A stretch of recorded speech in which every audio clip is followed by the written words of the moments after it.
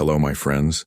Thank you from the bottom of my heart for your support and kind comments. It truly means a lot to me. Before we start, don't forget to like the video and leave a comment. Our goal is 1,000 likes and 1,000 comments. Your support makes a difference. If you are new here, don't hesitate to subscribe. The Mr. Hex family welcomes you. And now let's begin. I took the job at Glacier because I needed to disappear. Not in the romantic sense that city people imagine when they talk about getting away from it all. I needed to become unreachable, to exist in a place where cell service was a rumor and the nearest hospital was 90 minutes away by winding mountain roads. My daughter hadn't returned a call in 3 months. My ex-wife had remarried. My therapist suggested I was running, and she wasn't wrong, but sometimes running is the only honest option left. The position was temporary, October through April, monitoring the remote backcountry zones of the park's northern section, maintaining trails when weather permitted, conducting wellness checks on the handful of seasonal researchers and Park Service contractors who winter in the area. It wasn't glamorous work. It paid barely above minimum wage. Most rangers rotated through these positions grudgingly, counting days until they could transfer to busier, higher-profile parks. But I walked into the Flathead Ranger Station in late September with a resume that suggested I was serious about isolation. Takakota Reeves hired me without much conversation. He was Blackfeet, with the kind of weathered face that suggested he'd seen 3 decades of Montana seasons and had opinions about most of them. His office smelled like strong coffee and old maps. When he handed me the cabin keys, actual physical keys, not a key card, I understood something about how time moved differently here. Lake cabin's been closed since April, he said, not looking up from a stack of incident reports. You'll need to open everything carefully. Pipes freeze. Check the generator. The ranger who had the position before you, he got sick, midwinter, couldn't handle the isolation. I can handle isolation, I said. Most people think they can, until November hits. He finally looked at me, and his eyes held the particular exhaustion of someone who'd learned not to be surprised by human weakness.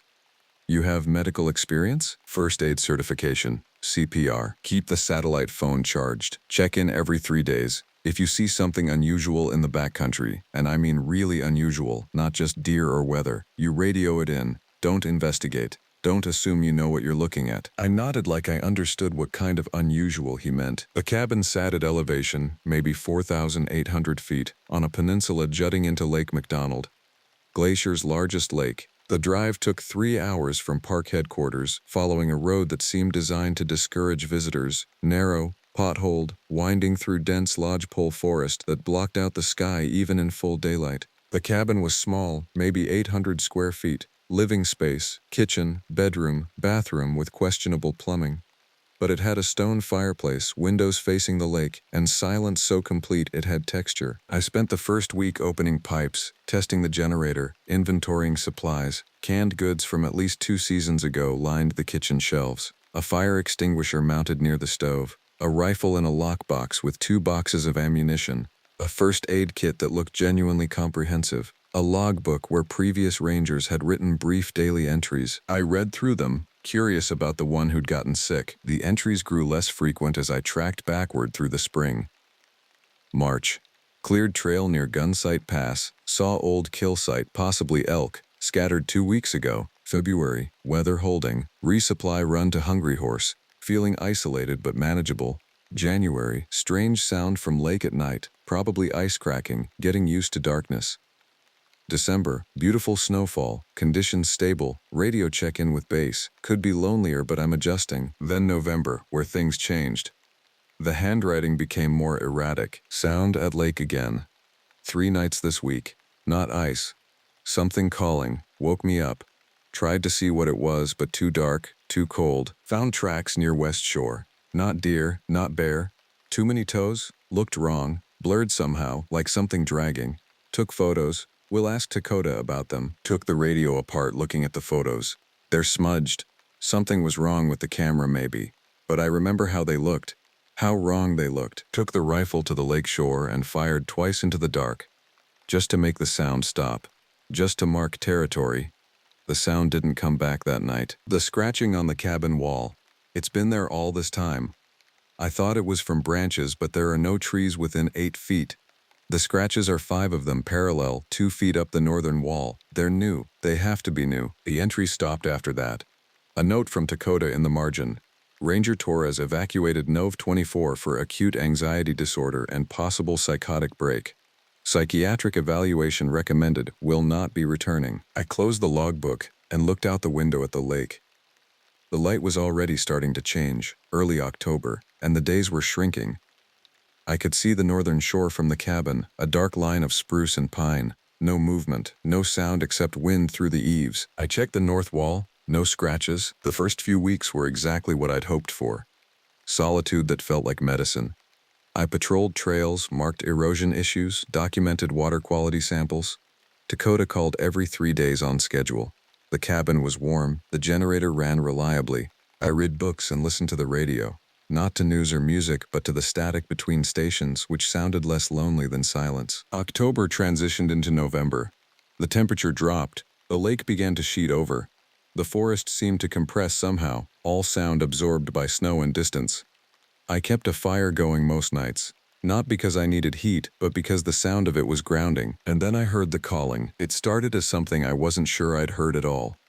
3 nights of fractional sound, barely audible above the wind, like something trying to articulate human speech through a throat made of ice and gravel. The first 2 nights I almost convinced myself I'd dreamed it. The third night, I was awake, and I heard it clearly enough to understand that something in my brain was recognizing it as language. It came from the lake, not the shore, the surface, or underneath. I sat in the dark with my coffee growing cold and listened to whatever it was. It didn't repeat the same sounds. It would start with something almost like a word, a rough approximation of syllables, then dissolve into something else. Sometimes I heard what sounded like breathing. Once, unmistakably, something like laughter. I didn't fire the rifle. I didn't go to the lake. I sat and listened, and some part of me understood that this was what the previous ranger had felt, that particular species of fear that comes from comprehending that you're not alone in a place where you should be. By the second week of November, I'd admitted to myself that I was keeping a log of the calls, the time they occurred, their duration, what they sounded like in transcription, which was impossible, but I tried anyway. 11/9/2347. Sound like wind through something hollow. No, like breathing through something metal. Lasted 4 minutes. Stopped abruptly, not gradual. Stopped. 11/11/02:15. Different call. Almost musical. Wrong frequency for anything living. Heard it from inside cabin. Walls closed, windows shut. Reverberated in my skull somehow. 11/13/1830. Called in daylight. Most sunlight was gone, but still twilight. Sound came from the eastern end of the lake, near where the inlet feeds from the glacier melt. 3 separate iterations of what might be a word, K sound, or maybe G, repeated 3 times. Silence after. I told myself this was documentation, investigation, the kind of systematic observation that transformed fear into data, but I was lying to myself, and I knew it. The lake began to freeze in earnest. The first thin crust that could support a rabbit's weight, then a crust that held my footprints. I didn't go out on the ice. I could watch from the cabin as the surface transformed from dark water to milky white, could see the pressure ridges forming where ice sheets compressed against each other, could watch it harden into something that looked solid but still moved, still breathed like something alive. The calling continued. It was mid-November when I found the first sign that something else knew I was here. I'd been cutting wood. The previous ranger's emergency supply was running low, and I needed something to do that required leaving the cabin. There was a deadfall about 300 yards up the slope from the cabin, suitable for splitting. I was moving logs, stacking them on a tarp to drag back, when I found the paw print in the mud beside a drainage swale. It was the wrong size and shape for anything I could identify. Not quite a bear, not quite a wolf. The toes were too long, and there were 5 of them, which in itself meant I was looking at something feline, a cougar maybe, passing through. But the pressure points were wrong. The animal had been dragging something, the prints showing long scratches ahead of where the toes should have been. I photographed it with my phone. I knew, even as I did, that I was repeating exactly what the previous ranger had done. I cut the wood faster, filled the tarp, and dragged it back to the cabin. The calling that night was different. It came from multiple directions, one sound from the lake, another from the forest behind the cabin, a third from somewhere up the slope. 3 simultaneous calls, almost like a conversation, except the tones were wrong for communication. Harsh, discordant in a way that made my teeth hurt. I considered radioing Takakota. What would I tell him? There were sounds. There was a print. Nothing that would make sense outside the context of my own deteriorating certainty. The previous ranger had been evacuated for psychiatric reasons. I would not be evacuated. I could not be evacuated, so I didn't call. Instead, I started leaving the lights on. All of them. The cabin blazed like a lighthouse in the forest. The generator worked overtime. I used up extra fuel, telling myself it was rational. Predators avoided bright spaces, while knowing, somewhere beneath rationalization, that I was doing it because darkness had become intolerable. The calling stopped for 2 days. The silence was worse. I used the time to explore more thoroughly. The cabin had a basement, just a crawl space really, concrete floor and exposed support posts. There were boxes down there from previous rangers, old equipment, supplies that had been deemed not worth packing out.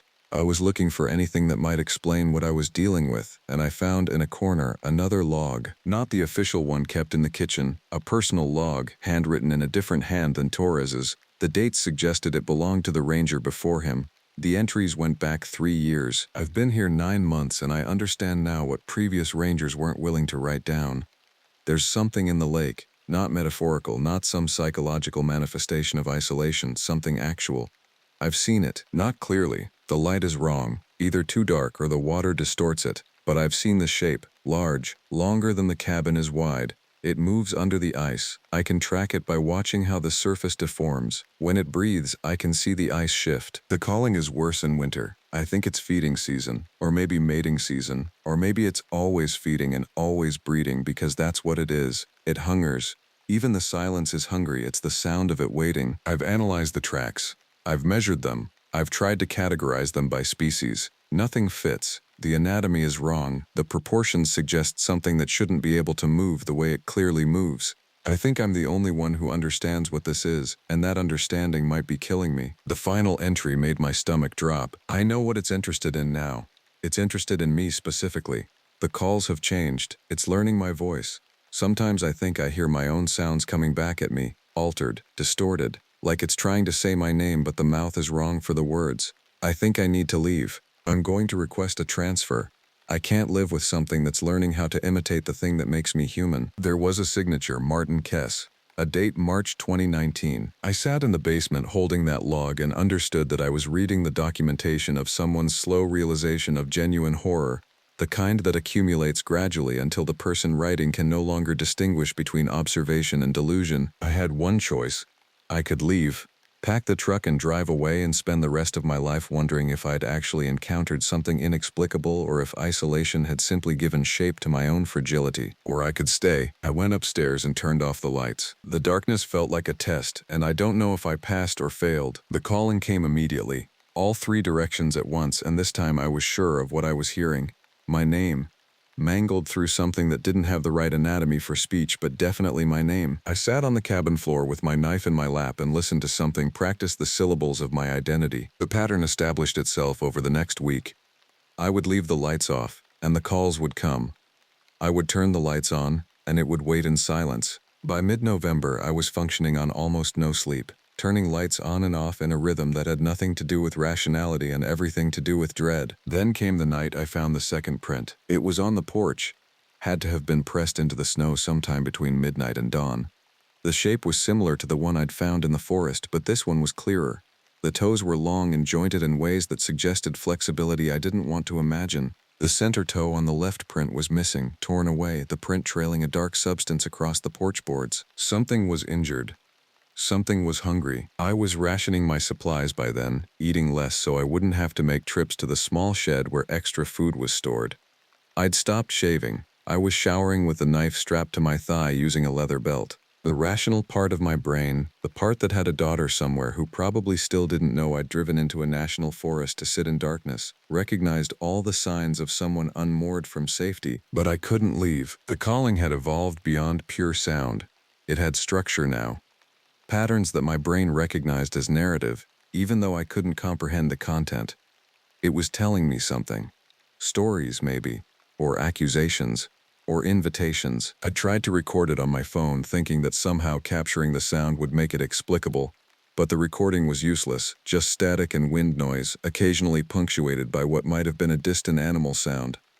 The thing was sophisticated enough to not be recorded. On November 22nd, Takakota called for the routine check-in. "Everything secure up there?" he asked, in the tone of someone asking out of obligation. "Fine. All quiet."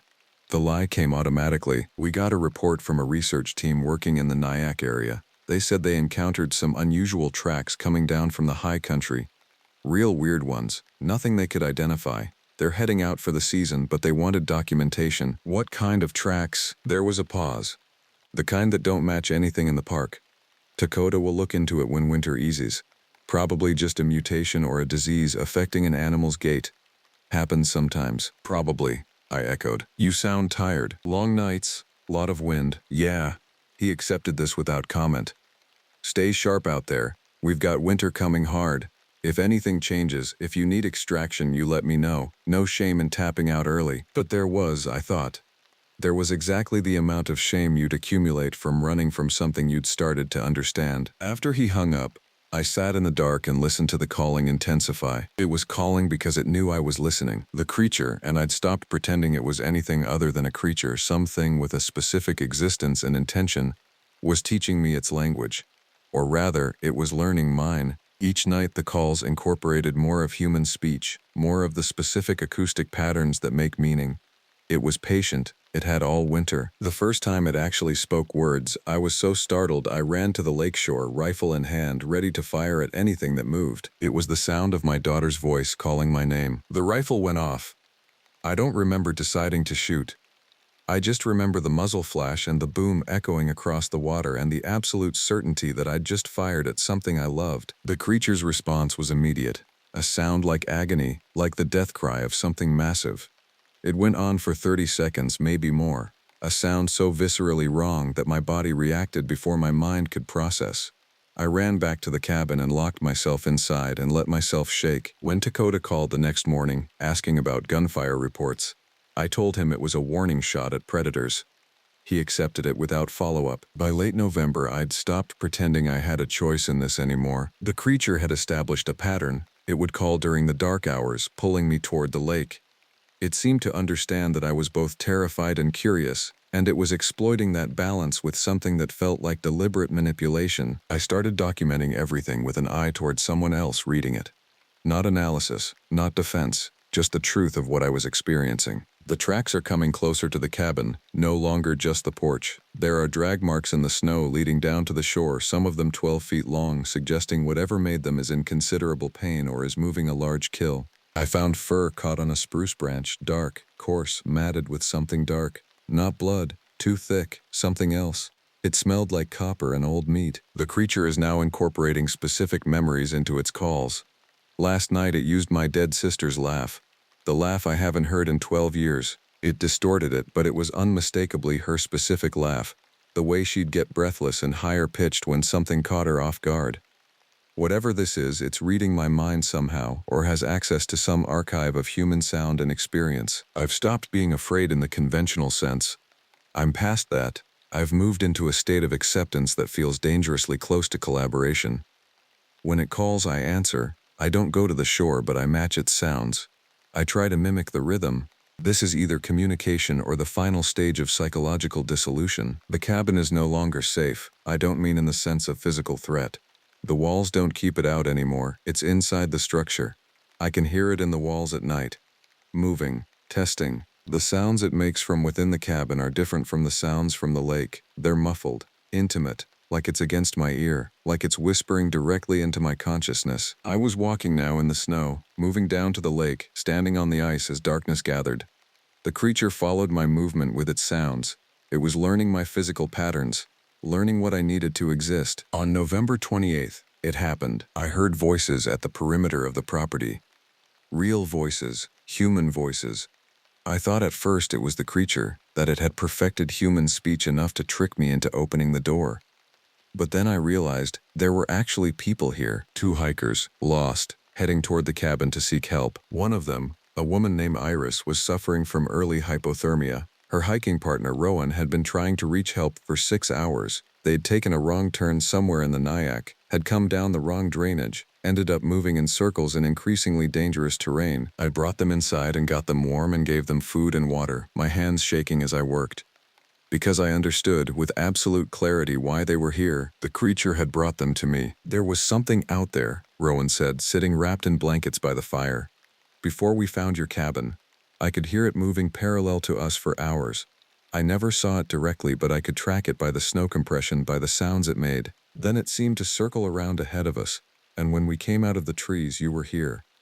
Like it was leading us. Probably just coincidence, I said. Which meant it wasn't. Maybe. He didn't sound convinced.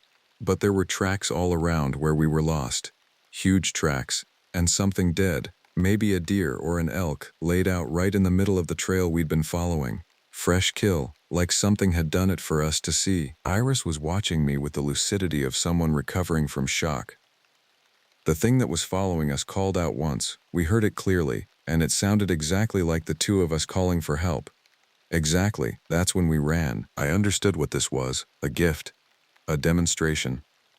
The creature was showing me that it could take human shape, or at least human sound, that it could navigate our world with precision, that it had moved beyond the stage of raw hunger into something more sophisticated. It was courting me. All night, with Iris and Rowan sleeping in the spare room, I sat at the window and watched the lake and heard the creature's calls escalate into something that was unmistakably language, complex sentences, articulate patterns. It was showing off, displaying its capability to comprehend and utilize everything I was, every word I'd ever spoken, every moment of my existence that it had cataloged through its observation. By morning, Iris was stable enough to move.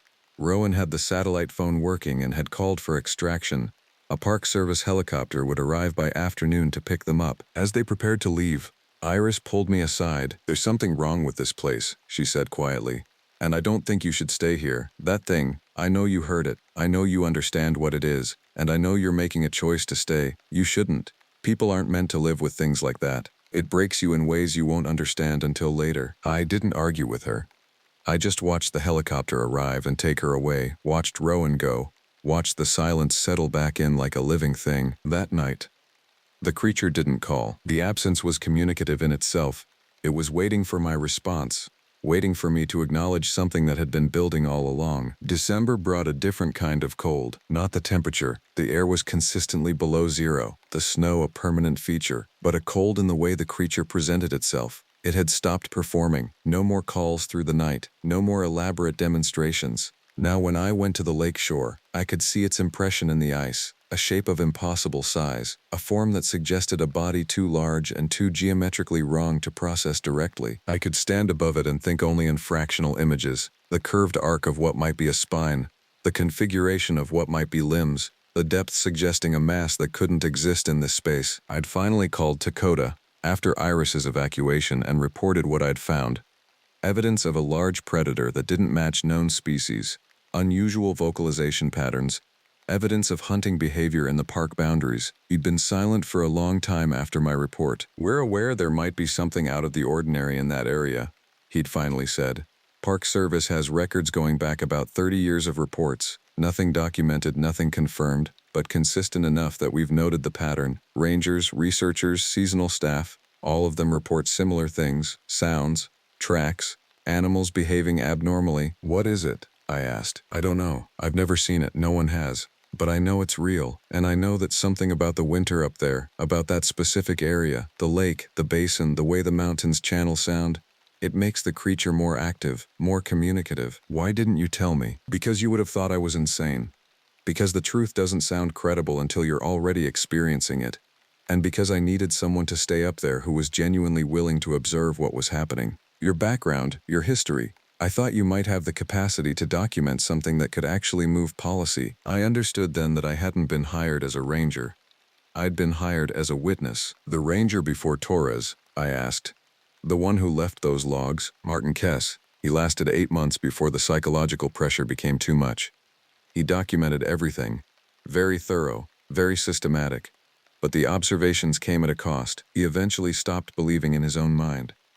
He spent his last 2 months convinced he was hallucinating." "And Torres?" "Torres lasted longer. Longer than most. He was more aggressive in his investigation. He tried to engage with whatever was happening more directly. That didn't help. It accelerated the breakdown. I hung up understanding that I was being allowed to fail. That my job was less about solving the mystery than about documenting it, collecting another data point in 30 years of strange occurrences, adding my testimony to a file that would never be made public because it would accomplish nothing except to spread the seed of doubt into other minds. By mid-December, I'd stopped going to the lakeshore. Instead, I sat in the cabin and read the old logs, Kess's full account, which I'd found in its entirety, and fragments from others who'd occupied this position before him. Each account was different in details but similar in trajectory. Fascination, investigation, the slow creeping sense that the creature was deliberately cultivating a relationship, the eventual understanding that engaging with it was a form of self-erasure. The creature, I'd started thinking of it as the hunger, not from any particular evidence but from the cumulative feeling of its presence, had been here longer than the cabin, longer than the park, longer than the country surrounding it. The Nyack drainage, the lake, the specific geography had some quality that attracted it or held it or created it from whatever natural forces had the capacity to generate something like that. In the last days of December, I prepared my report, 20 pages of documentation, timelines, photographs, audio descriptions, witness testimony from Iris and Rowan, detailed analysis of the tracks and kills and behavioral patterns. I tried to apply standard wildlife biology, tried to force the creature into existing taxonomies, tried to write about it in language that didn't require the reader to believe in the impossible. But the core of it was this. Something was in the lake. Something was aware and intelligent and communicative. Something wanted engagement with human consciousness specifically. I left copies of the report in the cabin, copies with Takakota, digital backups in cloud storage accessible from the satellite phone. Then I did something I hadn't planned to do. I went to the lake, onto the ice, and I called to it, not words, just sounds. The creature's sounds, as close as I could recreate them, raw and wrong in my human throat. The sound of want, the sound of acknowledgement. The response came immediately. The ice beneath me shifted. Not dramatically, no crack, no collapse, but a definite movement, a ripple of motion through the frozen surface. The creature was rising, pressing against the underside of the ice, testing the boundary. For a moment, a fraction of a second, I understood what it was trying to do. It was trying to break through, not to attack me, but to reach something beyond the cold barrier between worlds. Then the pressure ceased, and the ice settled, and I was standing alone again. I walked back to the cabin and packed everything I needed. I took the rifle, I took the logs, I took my documentation, I took the keys, and I left early, abandoning my position before the season ended, driving out on December 28th through mountains that seemed bent on keeping me there. The calling followed me as far as the main road. I could hear it even as I drove away from the park boundaries, even as I descended toward civilization, the creature's voice chasing the highway, until the cellular network came back online and I lost the ability to hear anything except the regular world. That was 3 months ago. I'm living in a small town now, working a job that requires me to be underground most of the day, a utility crew, fixing pipes and sewage lines, digging in systems designed to keep human civilization clean and functioning. The irony isn't lost on me. I haven't heard from Takakota. I haven't returned to the park. I haven't looked back in any way that matters. But sometimes, when I'm working in the deep parts of the city infrastructure, in the tunnels and shafts below the ground, I hear a sound in the water systems, a pressure wave, a vibration, something that travels through pipes in a way that shouldn't be possible. The creature calls to something, or something calls to the creature, and the lines between where it exists and where we exist seem thinner than they should be. Last week, I got a message from Iris. She'd decided to hike again, had gone into the Glacier area with proper equipment and experienced guides. She wanted to document what she'd experienced, but her message trailed off mid-sentence. The last thing she wrote was a question. Do you think it followed me out too? I haven't answered her. I have my daughter's number. I've looked at it 100 times in the past 3 months. I almost called, but I'm afraid of what might speak if she answers. Some nights I leave all my lights on. Some nights I sit in darkness and wait. The creature didn't bring me out. It sent me back. And I'm beginning to understand that it didn't do that because it was finished with me. It did it because I'm the one who can carry the message. The calling never really stops, it just changes frequency, waits for the right conditions, speaks in channels only certain people can hear. And now I'm one of those people. Now I'm its translator, its documentation, its proof of existence to a world that will never believe me. The lake is patient. The thing beneath the ice knows I'll come back. And someday, when the seasons turn again, and the water thaws, and the calling grows too loud to bear, I probably will. I took the ranger position at Glacier because I needed to disappear, not in the romantic sense that city people imagine when they talk about finding themselves in nature. I needed to become someone the world couldn't find. The job posting went up in late March, and by early May I was driving the Going to the Sun road with everything I owned in a truck bed, heading toward a region where mountains still understood how to keep secrets. My name is Takakota, that's what I go by now anyway. My grandparents were Blackfeet, though the specific bloodline got complicated over generations of displacement and reinvention. When the National Park Service didn't ask too many questions about my background, just my qualifications, I understood they were more interested in having boots on the ground in the remote sectors than in the poetry of heritage. That suited me. Glacier has over 1,000 square miles of backcountry. A ranger could patrol for weeks without seeing another soul. The cabin they assigned me sat 5 miles northeast of Lake McDonald, accessible only by trail during the summer months. September through May, you had to hike in or use the old snow machine if conditions allowed. The isolation wasn't accidental. The previous ranger had quit 3 years running before they'd stopped trying to fill the position permanently. Now they cycled through contractors and seasonal staff, people willing to work the quiet months for decent pay and no questions about why someone would choose complete solitude over civilization. I understood their logic. My first week, I met Derek, one of the volunteer rangers who handled the eastern sector. He lasted 4 days before something in the pattern of how he held himself changed. Not fear exactly. Something closer to recognition. He mentioned that people in the villages used to talk about the high country differently, decades ago. Not the way modern hikers spoke about pristine wilderness and scenic vistas. He didn't elaborate, and I didn't press. The cabin itself was sturdy, built in the 1970s with a stone fireplace and real windows, a satellite phone, a radio, emergency supplies that had been restocked before my arrival. The previous ranger had added something on the inside of the front door though. A line drawn in charcoal across the wood frame at roughly eye level, and below it, 3 smaller marks. I cleaned it away that first morning. My responsibilities were straightforward: monitor the backcountry trails, respond to emergency calls, help search and rescue operations, maintain the cabin and equipment. I had a territory roughly 20 by 15 miles, though the terrain made distance difficult to measure. Elevation changes from 3,200 feet to above 9,000. Peaks that channeled wind into something like voices if you weren't careful with your thoughts. In my first month, I found 2 lost hikers. One had twisted his ankle badly on the North Pass Trail. The other, a woman alone, had simply walked too far and misjudged the return. Both times I brought them out safely. Both times they thanked me with something that looked like relief but felt like confirmation of something they'd feared about the place they'd been. The woman, whose name I didn't retain, mentioned as I helped her to the trailhead that she'd heard sounds at night near her campsite. Sounds like someone calling. She thought maybe it was another hiker, so she'd called back. Twice. The third time she'd left. What did the voice sound like? I asked, already knowing I shouldn't. Like it was trying to remember how, she said. That was the clearest answer I got from her. By July, I'd settled into the patterns of the work. Early morning patrols, equipment checks, trail maintenance. Afternoons often involved sitting still, watching. The lake below the cabin was one of the clearest in Glacier, cold enough that few people ventured into it. I'd stand on the shore sometimes for hours, not waiting for anything specific, just watching the way the water moved, the way the mountains reflected in it, slightly wrong, slightly off from how they appeared when you looked up. It was during one of these afternoons that I saw the deer. It was on the eastern shore of the lake, picking its way through the deadfall with an odd mechanical precision. Even from distance, something about the gait was wrong. Deer move with a rhythm learned over millennia. This one moved like someone learning to operate the legs, testing each movement before committing to it. I didn't think much about it at first. Every regional ranger had stories about wildlife with injuries or neurological issues. A deer could seem off for a dozen explanations, but as I watched, it turned its head toward me. Not the way a deer orients when it catches your scent. It turned with deliberate slowness, neck rotating past points that should have been uncomfortable, and its eyes met mine across the water. That's when I saw that the head didn't match the body.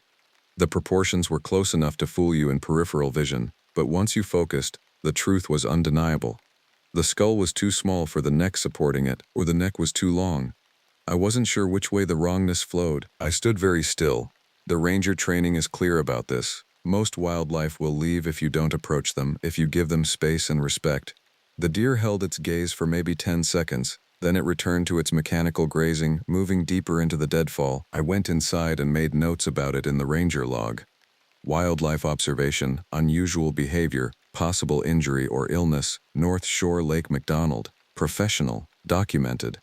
But I didn't look back at the lake that evening. 3 days later, the first lost group came through the trails. It was a family of 4, parents, a teenage daughter, and a younger son. They'd ventured off the marked trails in the backcountry, trying to find a specific glacial lake that the father insisted would be just over the next ridge. By the time they flagged down another hiker who alerted the ranger station, they'd been missing for 18 hours. They were found about 4 miles from where they should have been, moving in circles, unable to remember which direction they'd come from. I helped bring them out. The father was mostly coherent, embarrassed about the mistake. The mother was silent. The daughter kept looking back over her shoulder as we walked. The son, who couldn't have been more than 10, had wet his pants and wouldn't speak. What happened out there? I asked the mother once they were safe at the ranger station, waiting for transport back to the valley. She looked at me like I'd asked her to explain a color she didn't have a word for. Then she said, "The trees changed. We kept following what we thought was the trail, but the trees kept changing how they were arranged, like they were moving them back after we passed." "Trees don't move," the father said quietly. "I know that," the mother replied. "I know that. But they were. I never found out what happened to that family after they left.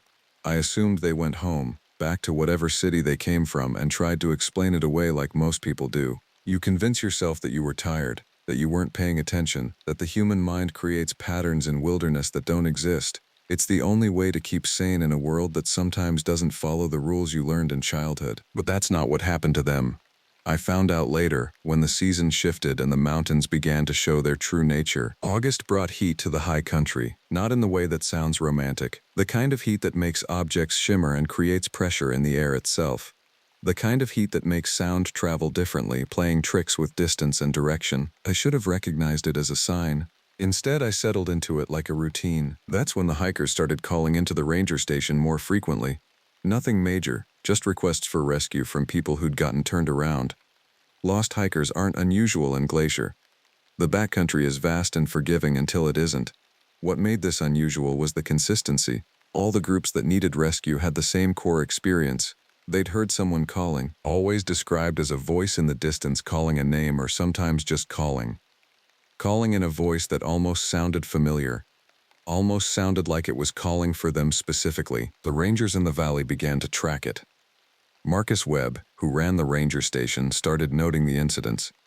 By the second week of August, we had 7 separate rescue operations, all triggered by hikers following what they thought was a rescue call or a fellow hiker in distress. "Something's drawing them off the marked trails," Marcus said during one of our scheduled radio checks.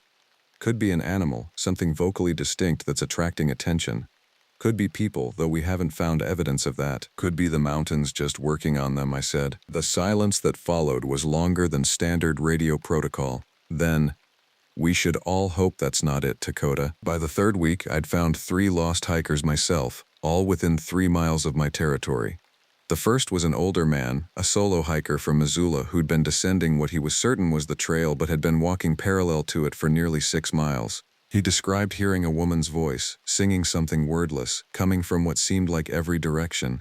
He kept following it, convinced she was the trail marker. There were no women registered as missing in the backcountry. There were no women hiking in that region at all that week. The second was a younger couple.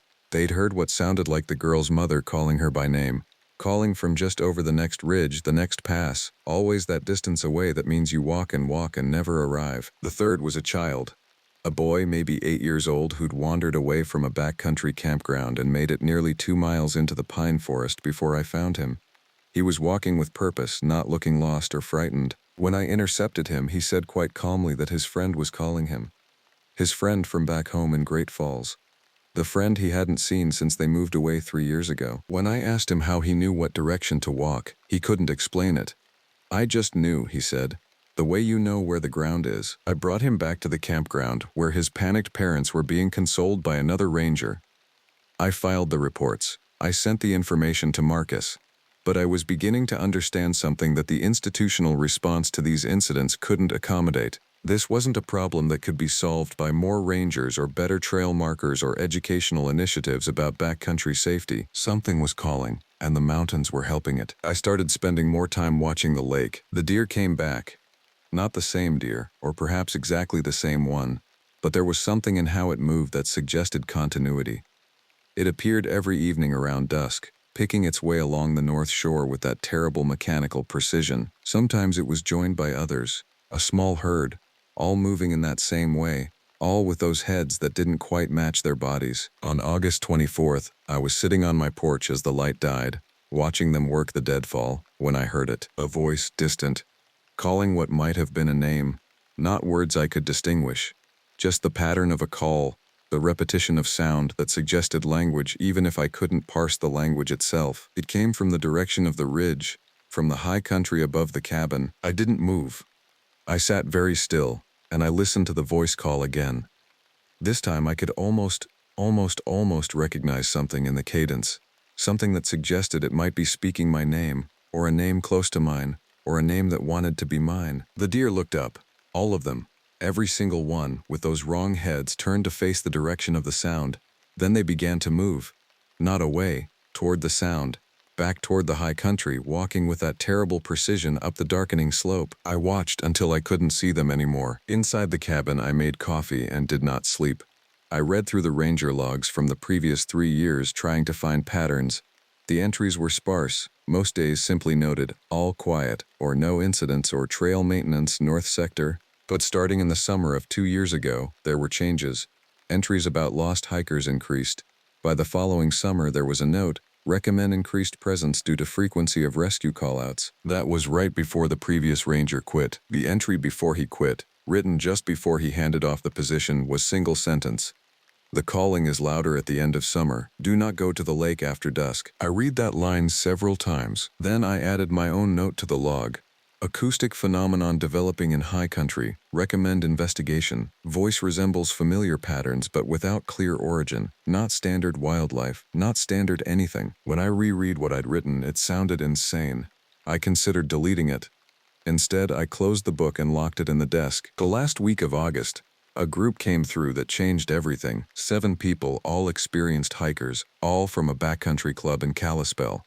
They'd been attempting a challenging multi-day circuit, staying off the marked trails by design, using topographic maps and GPS. By all measures, they should have been fine. But on their 3rd night, one of them called for rescue. The call came through at 3 a.m., patched to me through the ranger station.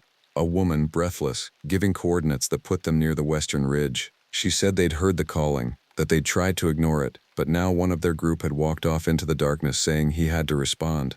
They couldn't find him. I was dressed and moving within 20 minutes. The hike to their location in darkness took longer than it should have. I had a headlamp, but the beam seemed shorter than usual, the darkness beyond it deeper than it had a right to be. The familiar terrain moved around me in ways that suggested the geography was less fixed than I'd previously believed. A ridge I thought should be 30 minutes away took 2 hours. A stream I didn't remember became an obstacle. The mountains in darkness were less solid. I found them near a small alpine lake, huddled close to each other. Their camp scattered like something had disrupted it roughly. There were 6 of them. The 7th had walked into the dark, following the voice that had been calling all evening. Where's he going? I asked the woman who'd called for help. She had the kind of shock in her eyes that suggested she'd glimpsed something. To the lake, she whispered. All of them do. Everyone who follows the calling. They walk toward the lake. The lake they were camped near was maybe 200 yards away, visible in the moonlight. I counted the hikers again. 6, 1 missing. We have to get down, I said. Now, before it gets worse. But the woman grabbed my arm. He was one of us for years, she said. Marcus Chen. He was one of us for years. And his voice sounded so lonely. I didn't reply. I was already beginning to understand how this worked. How the mountains, or whatever lived in them, could call to people using the right frequency. The voice of someone they knew. The voice of someone who wanted them to come. The promise of reunion in a place where reunion was possible. We moved faster going back than I anticipated. Fear does that. The terrain seemed to open itself, the path more clear than it had any right to be. The mountains wanted us to leave, and they made the leaving possible. I drove the hikers back to the ranger station in the valley personally, despite being completely unauthorized to do so. Marcus Webb didn't question it. "The calling's worse this year," he said quietly, once the hikers had been handed over to emergency services and victim counseling. "Yes," I said. "Have you heard it, Takakota? From your position?" I considered lying. Then, every evening, getting clearer. Marcus looked toward the mountains, dark against the pre-dawn sky. 3 rangers have quit this job in the last decade, all of them after just 1 season. Before you, there was Derek, and before Derek, there was a woman named Keena. Before her was a man we never should have hired but did out of desperation." He paused. "Derek left a note. It was just 1 line. It's not calling anyone new. It's calling the ones who came back." I understood what he meant. Derek had worked this position before. Keena had too. They'd all come back to places they'd worked before, in the Park Service, in the mountains. And the mountains had remembered them. "What do you want me to do?" I asked. "I want you to find out what this is," Marcus said. "I want you to give me something I can report, something that has a name and an explanation, because if this keeps escalating, we'll have to close the backcountry, and if we close the backcountry and Glacier, we might as well close the entire park. The backcountry is what it is." I went back to the cabin and I began to research. I pulled everything I could on the history of the region, the geology, the ecology, but mostly I looked at the history of the rangers, of the park employees, of anyone who'd worked the long seasons in the deep country. And I found something that made a kind of terrible sense. Between 1987 and 1991, a ranger named James Whitehorn had worked the high country. He was an indigenous man, Blackfeet, and he'd covered this exact region. In 1989, he'd been reported missing after a routine patrol. His body was found 6 months later, miles from where he was supposed to be, in terrain he should have known better than to traverse. The official cause of death was hypothermia and exposure. The unofficial cause, according to the archived notes in the Kalispell Library where I found them, was something called mountain sickness by the officers who recovered him. James Whitehorn had a wife. She lived for another 37 years after his death, never remarrying, never left the state. She died in 2026, just last year. Her name was Marie Whitehorn, and according to the obituary, she'd spent much of her later life sitting on the shores of remote lakes in the North Cascades and Glacier region, waiting. I found myself driving to her house before I made a conscious decision to do so. The address was still valid. A small ranch home, pale yellow, with a garden that had been recently tended despite being empty of the person who'd tended it. A woman answered the door, a daughter I assumed grieving. But when I introduced myself as a ranger at Glacier and asked about James Whitehorn, her eyes went still. "My mother talked about him," she said quietly, "especially at the end. She said he'd come back to the lake to call for her, that he'd been calling her for years, and near the end, when her mind was starting to go, she said she was starting to understand what he was saying." "What was he saying?" I asked. "That it was beautiful there, that she should come, that everyone who came never had to leave, and nothing ever hurt in that place." I left without asking anything else. I drove back to my cabin as the sun was setting, and I stood on the porch, and I listened to the voice calling from the high country. This time, I understood something about the calling. It wasn't one voice. It was many, layered, overlapping, each one almost familiar, each one promising, and beneath them, I heard something else. Something vast and patient and singular, using all these voices like an instrument. September came with cold nights and the first snow on the highest peaks. The rescue call stopped. Not because the calling stopped, because everyone who was going to follow it had followed it. The backcountry became quiet in a way that felt intentional. I didn't leave. I'd been offered reassignment 3 times by Marcus. The Park Service wanted someone new, someone who hadn't yet been marked. I refused. I stayed in the cabin, waiting. On September 18th, the deer came to the lake in daylight. There were dozens of them, more than should exist in a single region. They moved in perfect synchronization, their strange heads turned upward, their mechanical gait unchanged, and behind them, or within the group, there were things that were almost deer but less certain about it, things that seemed to shift between animal and something else depending on where the light hit them. I watched from the porch. I didn't run. I didn't call for help. And then I heard my name. Clear, distinct, impossible to deny. My name, spoken in a voice I recognized with terrible certainty. It was my own voice, coming from the direction of the high ridge, calling myself toward the lake. I understood then what James Whitehorn had become, what the voice was made of. It was made of everyone who'd come to this place and been taken into whatever lived in the deep mountains. Everyone who'd heard the calling and answered. Everyone who'd discovered that the promise was true, that nothing hurt there, that you could stop fighting, that you were welcomed home in a place that had been waiting for you longer than there was time to measure. But I didn't walk to the lake. I sat on the porch, and I thought about why I'd come here. I'd needed to disappear, but I'd needed to remain. I'd needed solitude without being alone, and I'd been given all that in the form of a cabin on a lake where something vast and old understood exactly what kind of call I would answer. Instead of walking, I picked up the satellite phone. I called Marcus. "There's something you need to know," I said. "Something about what's here." It took 2 hours to explain. I talked about the patterns in the rescue calls, the consistent elements. I talked about James Whitehorn and Marie and the other rangers who'd quit. I talked about the deer and the lake and the way the voice used the familiar to call the lost. "What do you want to do?" Marcus asked when I finished. "I want to document this," I said. "I want to understand what it is before anyone else gets hurt.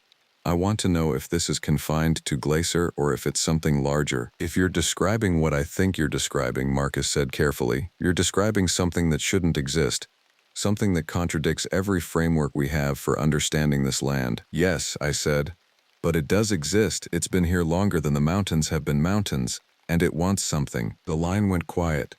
Then, "It wants you to stay, doesn't it? It called you and you didn't answer, so now it's waiting to see what you'll do." "Yes," I said. "I'm sending people," Marcus said. "I'm sending someone to you, and I'm opening an investigation." But I knew that no investigation would find what they were looking for. The mountains don't show themselves to committees or institutional inquiries. They show themselves only to those who come alone, to those who are ready to hear what they have to say. Dr. Elena Reeves arrived at my cabin 4 days later, hiking in with supplies and with that particular authority that academic positions carry in the world. She was an ethnobotanist who specialized in indigenous knowledge systems and their relationship to landscape. She was also, I learned, part Blackfeet herself, and she'd volunteered immediately when Marcus had described what was happening. "I think I know what this is," she said, not bothering with small talk within an hour of arriving. "Or at least, I think I know how to think about it. The Blackfeet have stories about places like this. Not all places. Specific places where the boundary between the world we know and the older world gets thin. Places where the land itself is alive in a way that goes beyond ecology or biology." "A skinwalker," I said. It wasn't a question. "Maybe," she said. "Though that's a Navajo term, and this place has deeper roots than that. The stories would say it's something that's been here since before the mountains got their current shape. Something that the land created to regulate itself, to collect the kind of sorrow and loss and desperate seeking that seems to accumulate in wild places." She looked out at the lake. The sun was beginning to set. We could hear the wind picking up in the high country above. "The hikers who came here looking," she continued. "They were all looking for something. Missing children, lost partners. The version of themselves they'd been before loss changed them, and the thing that lives here has learned to call using that language, because it needs that. It needs the desperation and the reaching. It needs the moment when someone gives up on their own life and chooses the promise of reunion instead." "What happens to them?" I asked. "I don't think that's the right question," Elena said. "I think what happens is they stop suffering. They become part of the mechanism. They become another voice in the calling. They help it do what it does, which is to find and collect all the lost things in these mountains. It's not malicious. It's not predatory. It's just enormous and old and operating on an entirely different logic than we have words for." We sat in silence as the calling began.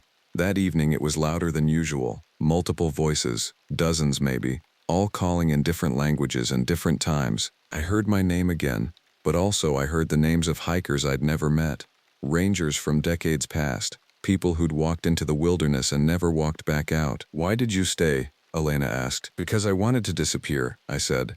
"And it offered me a place where disappearing was possible without dying. And now I think I need to document this. I need to find a way to describe it that makes sense to the people who come here. Not to explain it away, not to make it safe, but to make it possible to exist in the same world with this knowledge and not lose yourself in the trying." Elena nodded. "That's ranger work," she said. "Different kind of ranger work than we usually think about. But that's the job when you're standing between two worlds." We spent 3 weeks at the cabin. We interviewed hikers who'd had encounters with the calling and managed to leave. We tracked the history of the ranger position and the patterns of loss. We documented the biological anomalies, the animals that moved wrong, the deer with distorted proportions, the subtle wrongness of the ecosystem in certain places, and we came to something like an understanding. The thing that lives in Glacier, in this region and possibly in other wild places, is not evil. It's not hunting, it's collecting. It's been collecting the lost and the desperate for longer than anyone can measure, and it does something with them that might be kinder than anything the world outside the mountains would offer them. It lets them stop hurting. It lets them become part of something vast and unbounded by the normal rules of time and mortality. But it requires an intake of human sorrow to maintain itself. It requires the desperation that brings people to wild places seeking reunion with people or versions of themselves they've lost.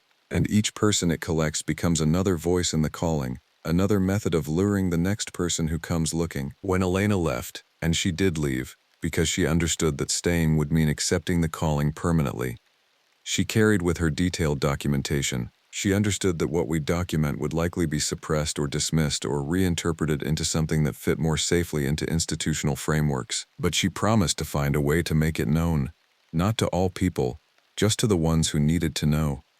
The ones who might come to wild places seeking, the ones who needed to understand what happens at the boundary between the world we know and the old world beneath it. I've stayed. I maintain the ranger station at the cabin. I answer the distress calls. I help the hikers who get lost.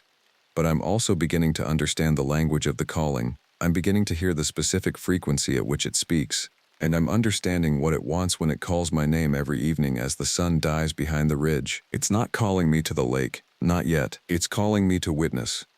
It's calling me to be the bridge between the world that comes to Glacier seeking solitude and reunion, and the vast mechanism underneath that makes reunion possible, that takes the desperate and transforms them into something that endures. By the time you read this, I may have answered that call. I may have walked to the lake and found what every lost hiker before me discovered, that the peace on the other side of the mountains is realer than anything this world knows how to offer. But I also may still be here, still maintaining the trails, still helping the lost ones find their way out. The mountains haven't yet decided. And here, in this place, the mountains are the only thing that decides. My name is Kodiak, though nobody calls me that anymore, not since I took the ranger position at Glacier National Park 3 years ago. The name is Blackfoot, inherited from my mother's side, though I spent most of my life running from anything connected to heritage or ancestry. I was a wildlife biologist in Denver, comfortable in my apartment, publishing papers about elk migration patterns that nobody read. Then my sister died. I won't detail how. It's not relevant to what happened at Glacier, except that it made me realize I'd spent 43 years avoiding anything real, anything that might matter. I'd built a career analyzing animals from climate-controlled rooms, extrapolating their behaviors from data rather than experience. The irony wasn't lost on me. I understood deer populations better than I understood my own family. The position opened during winter. The National Park Service wasn't particular about hiring. Turnover had been brutal that season. 2 rangers had quit in December, citing isolation and staffing shortages. A third had transferred to Zion, claiming the winter shifts were unsustainable. The Forest Service had downscaled operations, meaning long stretches of solo patrols, maintenance work, and emergency response across a territory that covered nearly 1,000 acres of mountain wilderness. That was precisely what I wanted. Glacier in winter is a different world. The snow comes early in October and stays until June. Roads close. Most tourists vanish. The park consolidates to essential operations, maintaining the few roads that stay open, responding to emergencies, managing wildlife conflicts, and conducting winter patrols along backcountry routes. It's relentless and solitary work, exactly what I needed. My station was assigned to the North Fork District, which includes the remote eastern boundary where most of the serious wilderness lies. They gave me a small ranger station built in 1987, originally a Forest Service outpost before Glacier expanded its jurisdiction. It sits on the shore of Glacier Lake, a long, narrow body of water that sits at about 4,200 feet elevation. The nearest town is Polebridge, 28 miles away on unpaved roads. The nearest substantial support is at park headquarters in West Glacier, 42 miles south. The cabin is modest. 2 bedrooms, a main living area with a wood stove, a kitchen, and a bathroom with water that comes from a spring-fed system. Electricity from a generator that runs on propane. The isolation was intentional in its design. The ranger position requires someone capable of responding to emergencies alone, managing the station independently, and handling months without substantial human contact. That first winter, I welcomed it like salvation. I arrived in late September, before the heavy snow. The cabin smelled like old wood and stove ash. I spent the first week cleaning, organizing gear, and learning the patrol routes. The superintendent sent up a welcome packet with maps, emergency protocols, wildlife management guidelines, and a list of known hazards. Bears preparing for hibernation, late-season storms, hypothermia risks, avalanche zones, bridge failures. The documentation was thorough and professional, written by people who understood that mistakes in these areas aren't corrected. They're investigated by search teams. The lake outside my cabin was the first thing I noticed. It's long and deep, flanked by dense forest on both sides. In September, the water was still warm enough for swimming. I never swam in it, but I watched it constantly through my window while I worked. The surface reflected the changing light throughout the day, a constant motion of subtle blues and grays. The forest is predominantly lodgepole pine and whitebark pine, mixed with Douglas fir and a thick understory of huckleberries and beergrass. Trails wind through it, maintained by the Park Service and occasionally by volunteers. Many of those trails see minimal traffic in winter. Elk move through the region. I'd estimate the winter population in my territory at about 200–300 head. Deer are common. Moose have been increasing in recent years. Wolves occasionally drift through from the greater Yellowstone ecosystem, though sightings are rare. Bears are the primary concern. Grizzlies in this region are at the edge of their range expansion. The population had roughly doubled since the 1960s, and there had been increasing conflicts, livestock predation, garbage intrusions, car strikes. Our job was partly to manage that interface. We'd trap and relocate. We'd document encounters and assess threat levels. Sometimes we had to euthanize animals that had become habituated to human areas. I didn't know any of that would become irrelevant to what I actually had to manage. October that year was mild. I completed my initial patrols, met with the district manager, and established a routine. Early mornings checking equipment and reading overnight reports from park communication. Midday patrols of the accessible roads and trailheads. Evenings maintaining the station. Studying wildlife behavior guides and reviewing incident reports. The solitude was exactly what I'd sought.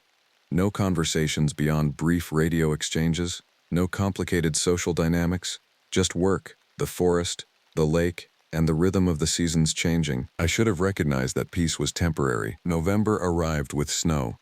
Early November snow usually melts within days. The ground is still too warm, but that year the first storm dumped 17 inches and was followed 3 days later by another system bringing 12 more. By the second week of November we had nearly 3 feet on the ground, and temperatures had dropped into the teens at night. That's when I found the elk. I was on a routine patrol of the Eastern Ridge Trail, checking for storm damage and assessing wildlife movements. The trail follows the contours of the ridge for about 6 miles before connecting to a cutoff that loops back toward the station. In heavy snow, it's tedious work. You're constantly watching for hazards under the snow, listening for branches ready to fall from heavy accumulation. The elk was in a small clearing maybe 4 miles up the trail, dead. I registered that instantly. What took longer to process was how it had died. Elk in early winter die from several documented causes. Starvation, forced migration before good winter range, predation, wolves, bears emerging from hibernation, injury from competition or accidents, or disease. This animal showed signs of none of those. It was a cow, probably 5 or 6 years old, in decent body condition, no obvious wounds, no predation pattern. The body was essentially intact, though partially buried by the 2 recent snowfalls. I spent an hour examining it. The cause of death wasn't immediately apparent. No chest cavity opened by predation. No broken legs or obvious trauma. The eyes were closed, peaceful almost. But there was something wrong with the positioning. The legs were drawn up underneath in a way that suggested the animal had collapsed while standing, folding down on itself. I documented it with photographs and GPS coordinates. I'd file a report and the park would probably send someone to investigate further, though in November with the snow consolidating the roads that might mean waiting until spring. We logged animal deaths constantly. Most meant little. This one bothered me, though I couldn't articulate why. I continued the patrol, pushing through the ridge trail and down toward the northern access road. The snow was beautiful in an intimidating way. It transformed the familiar landscape into something unrecognizable, filling valleys and smoothing the forest floor into a blank white nothing. That's when I heard the sound. It came from somewhere deep in the forest to my left, away from the trail. A voice. Human, calling. I stopped and listened.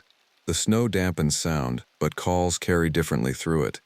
This was distinct, a man's voice calling something that might have been words but was distorted by distance and the snow. "Hello?" I called back. The response came a few seconds later. Another call, wordless, almost musical in its cadence. Not quite like anything I'd heard before. Protocol says don't deviate from established patrol routes without authorization. But a human voice in the wilderness in November, possibly lost, overrides protocol. I checked my position on the GPS. I was about 3 miles from the station. The voice came from roughly east-southeast, into thick forest. I left the trail and began moving toward the sound. The snow was deeper under the tree cover, nearly waist-high in places. My snowshoes, I'd switched to them halfway through the morning, helped, but movement was slow and exhausting.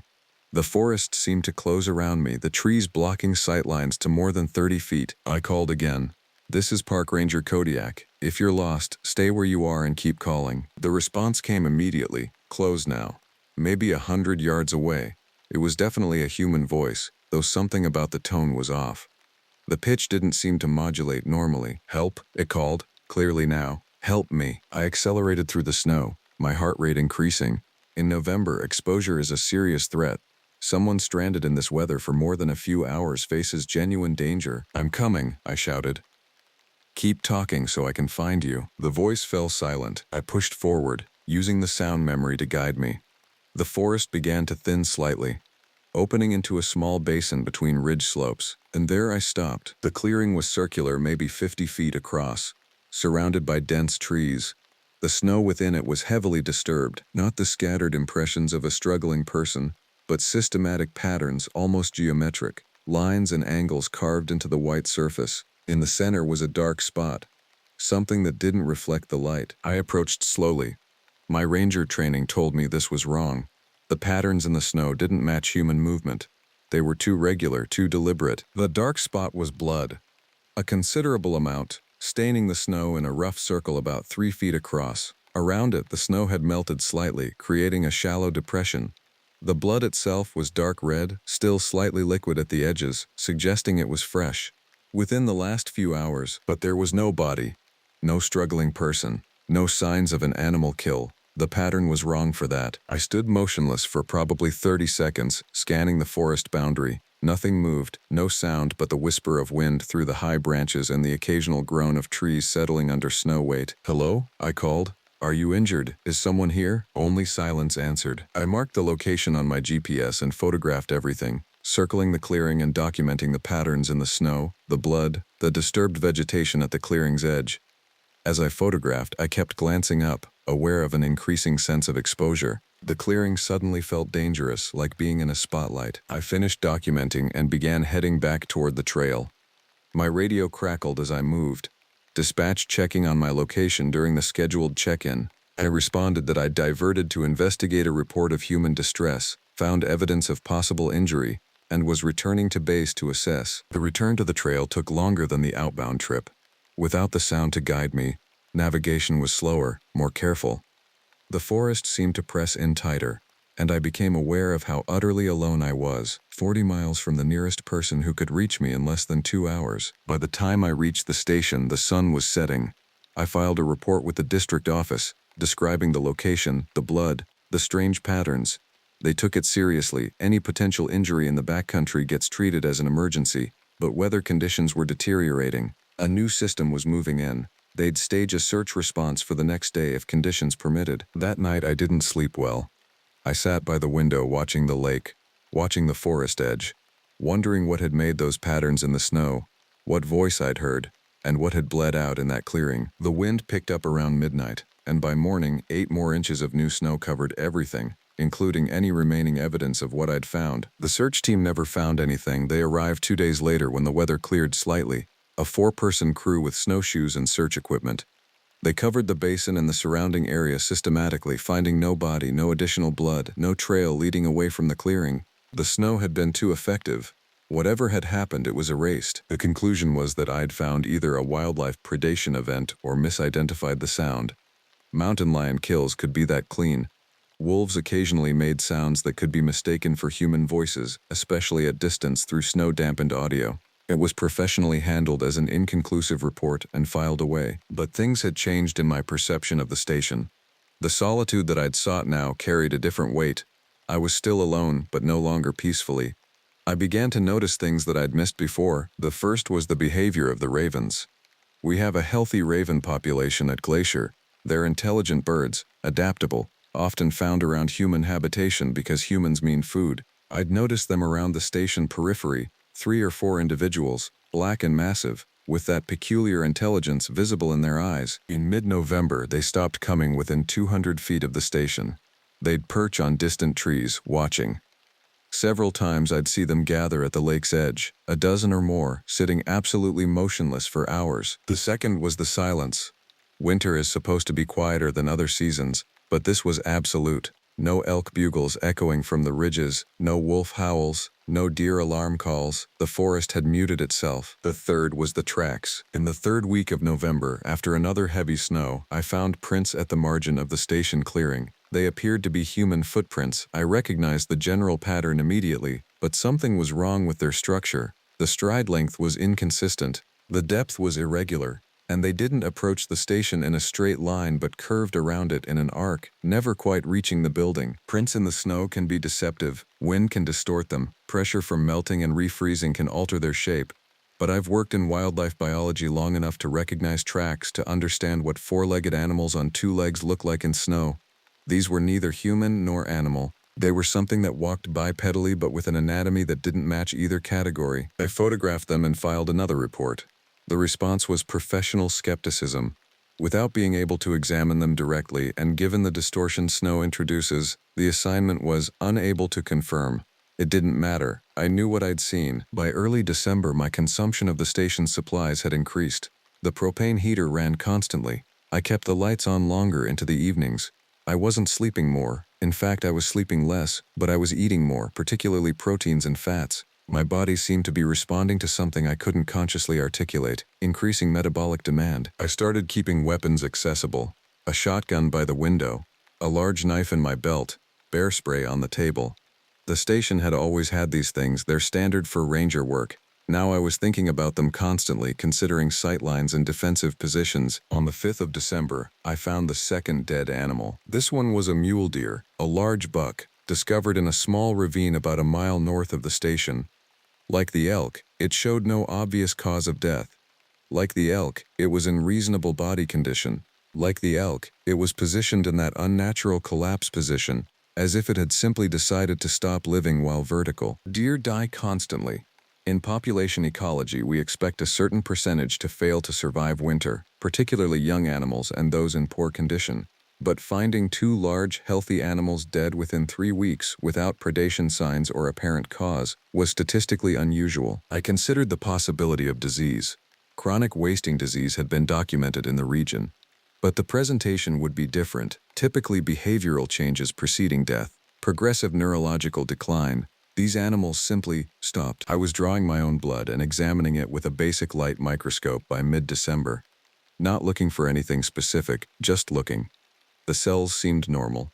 The oxygen saturation in my red blood cells was good. I wasn't seeing parasites or unusual formations, but I kept examining it, kept checking my own vitals with a field medical kit, obsessively measuring my weight with the station's scale. I was losing weight despite eating more, about 2 pounds per week. Consistent decline. My metabolism was accelerating. My core temperature had increased by nearly a degree Fahrenheit compared to the medical baseline from my physical before arriving at Glacier. The day before winter solstice, the lake began to smell strange. It's a subtle odor, barely perceptible at first. Something beneath the normal cold water smell, something organic and old. I noticed it when I was checking ice thickness for the mandatory winter water safety assessment. The ice was solid, about 2 feet in some locations, but underneath, visible through particularly clear sections, something had disturbed the lake bottom. Great trenches and spirals carved into the sediment, visible in the pale light filtering through the ice and water. The pattern wasn't random. It was systematic, almost deliberate. As if something large had been moving in organized patterns beneath the surface, again and again over an extended period. That night, I heard it clearly for the first time, not the wordless calling from November. This was different. This was a voice formed by something with human vocal cords, making human sounds, but without any human behind the sounds. It came from outside, somewhere near the lake's edge, and it was calling my name. My real name, my given name, the name only my family used. It called it 6 times, each repetition identical, with the same inflection and timing, like an audio file playing on repeat. I didn't go outside. I locked all the doors and windows and sat by the window watching the lake's edge with a shotgun across my lap. Nothing emerged from the forest. The calling stopped at midnight, ceasing as abruptly as it had begun. The next morning was the solstice, the shortest day. I realized I hadn't seen sunlight directly in 4 days. The weather had been entirely overcast. 4 days of twilight at noon, extending into genuine darkness by mid-afternoon. I spent the day reviewing my logs, my photographs, my documented findings. I had evidence of something, but the accumulation of unexplained phenomena wasn't evidence of anything specific. It was just accumulation. That night I made a decision. I would initiate a station evacuation request. Not an emergency. I could claim equipment failure or supply shortage, but a request to be relieved of duty temporarily. I could present it as needing winter supply resupply that required in-person coordination with the district office. As I was composing the message to send via emergency radio, the voice came again, not from outside this time, from inside. From the corner of the main room where the large window faced the lake, the window I'd been watching. It spoke in sentences this time, not my name, just words, formed with perfect human articulation, carrying perfect human emotion. "You are changing," it said. "You are becoming suitable." I didn't respond. I gathered my field pack and my documentation, and I walked to the radio to request evacuation. The evacuation request was approved within 30 minutes. An uncharacteristic speed, given that weather was still poor and fuel costs for emergency extractions were significant. The district manager's response was brief. Weather would clear by morning. A helicopter could be at the station by 10 a.m. if I could clear the landing zone. Was evacuation still necessary? I stood with the radio handset and lied. I said I wasn't sure. I said maybe I could stay through the end of the week. I said I'd call back in the morning. What I actually did was spend the night awake, watching the lake, watching the forest, documenting everything that happened. And something did happen. Around 2 a.m., the ravens came to the lake. Not the dozen I'd seen before, but easily 40 or more, gathered at the frozen shoreline. They called constantly, not natural raven sounds, but something else, something coordinated and rhythmic. A chanting almost. They stood absolutely still, facing the water, for 2 hours. Then they lifted as one and flew northeast, disappearing into the darkness. 20 minutes after they left, something broke through the ice. The sound was tremendous, a violent fracturing that echoed across the lake and through the cabin's walls. I watched through the window as a section of ice about 15 feet across simply exploded upward, spray freezing in the air before falling like snow. In the opening, something surfaced. I couldn't see it clearly. The darkness was nearly absolute, relieved only by starlight on the water's surface. But I could see movement. Something large, something that displaced water in a way that suggested immense mass. It stayed visible for perhaps 30 seconds. Then it sank, and the water settled. The ice didn't refreeze immediately. The opening remained visible for the rest of the night, a dark gap in the white surface, steam rising from it in the frigid air. I documented all of it with the camera, though the photographs captured very little. Mostly darkness and the vague white shape of displaced water. But the event was real. It had happened. The opening in the ice was still visible in the morning. Weather did clear at dawn. The sky became sharply blue, and visibility extended for miles across the valley. The helicopter arrived exactly on schedule. I should have gotten on it. The evacuation option remained. Load my essential gear, leave the station to the winter rangers who'd cover the duty rotation and depart. I had 45 minutes to prepare. Instead, I radioed the helicopter pilot and told him there'd been a misunderstanding. Station was stable, equipment was operational. I'd be staying. The pilot's response was confused. He'd been explicitly told I requested evacuation. Did I want to cancel? I confirmed the cancellation. The helicopter circled once and departed, heading back toward West Glacier. I'm trying to articulate in hindsight why I did that. The rational explanation would be shame. I'd created false alarm over something that was probably misidentification and natural occurrence. But that's not accurate. I'd canceled evacuation because something inside me had fundamentally altered. The weight loss had continued. I was down 20 pounds from when I'd arrived. My core temperature was now genuinely elevated, measuring consistently at 101.5 degrees Fahrenheit. The urge to eat raw food had become intense, I'd slaughtered a small elk I'd found weak in the forest and eaten parts of it raw, something that violated every food safety protocol and disgusted me even as I did it. But underneath that disgust was something else. An increasing sense of purpose, of being drawn toward something. Not compulsion exactly, but direction. Like I'd been moved onto a course and was beginning to understand where it led. The thing in the lake was calling to me. That's what I understood now. It had been calling since November, though at first I'd mistaken the calls for human distress. It had been signaling to me through the patterns in the snow, the patterns in the water, the behavior of the ravens, the silence of the other animals. They all knew what was happening. They were all witnesses to something old claiming something new. Over the next week, as December progressed toward Christmas, I stopped attempting to hide what was happening to me. I stopped sleeping in the bedroom, and instead lay in the main room where the window faced the lake, watching the opening in the ice, waiting for what would emerge. The transformation became visible. My reflection in the window showed changes. My facial structure was changing, becoming asymmetrical. My teeth were shifting, becoming irregular. The hair on my head was falling out, but new growths were emerging on my arms and shoulders, coarse and dark. The hunger was constant now. I'd killed 3 more animals, consuming them raw, finding no pleasure in the act but a necessity deeper than pleasure. Fuel. Fuel for what I was becoming. On the 22nd of December, the lake froze completely again. The hole that had opened when something surfaced simply sealed over, as if the water had forgotten the violence it had witnessed. The calls stopped that night. The absence of the voice calling my name was more disturbing than its presence. The silence meant something had changed, that something had been completed. I waited through Christmas, through New Year's, existing in the station in a state that wasn't quite human anymore. I didn't look in mirrors, I'd wrapped them all in cloth.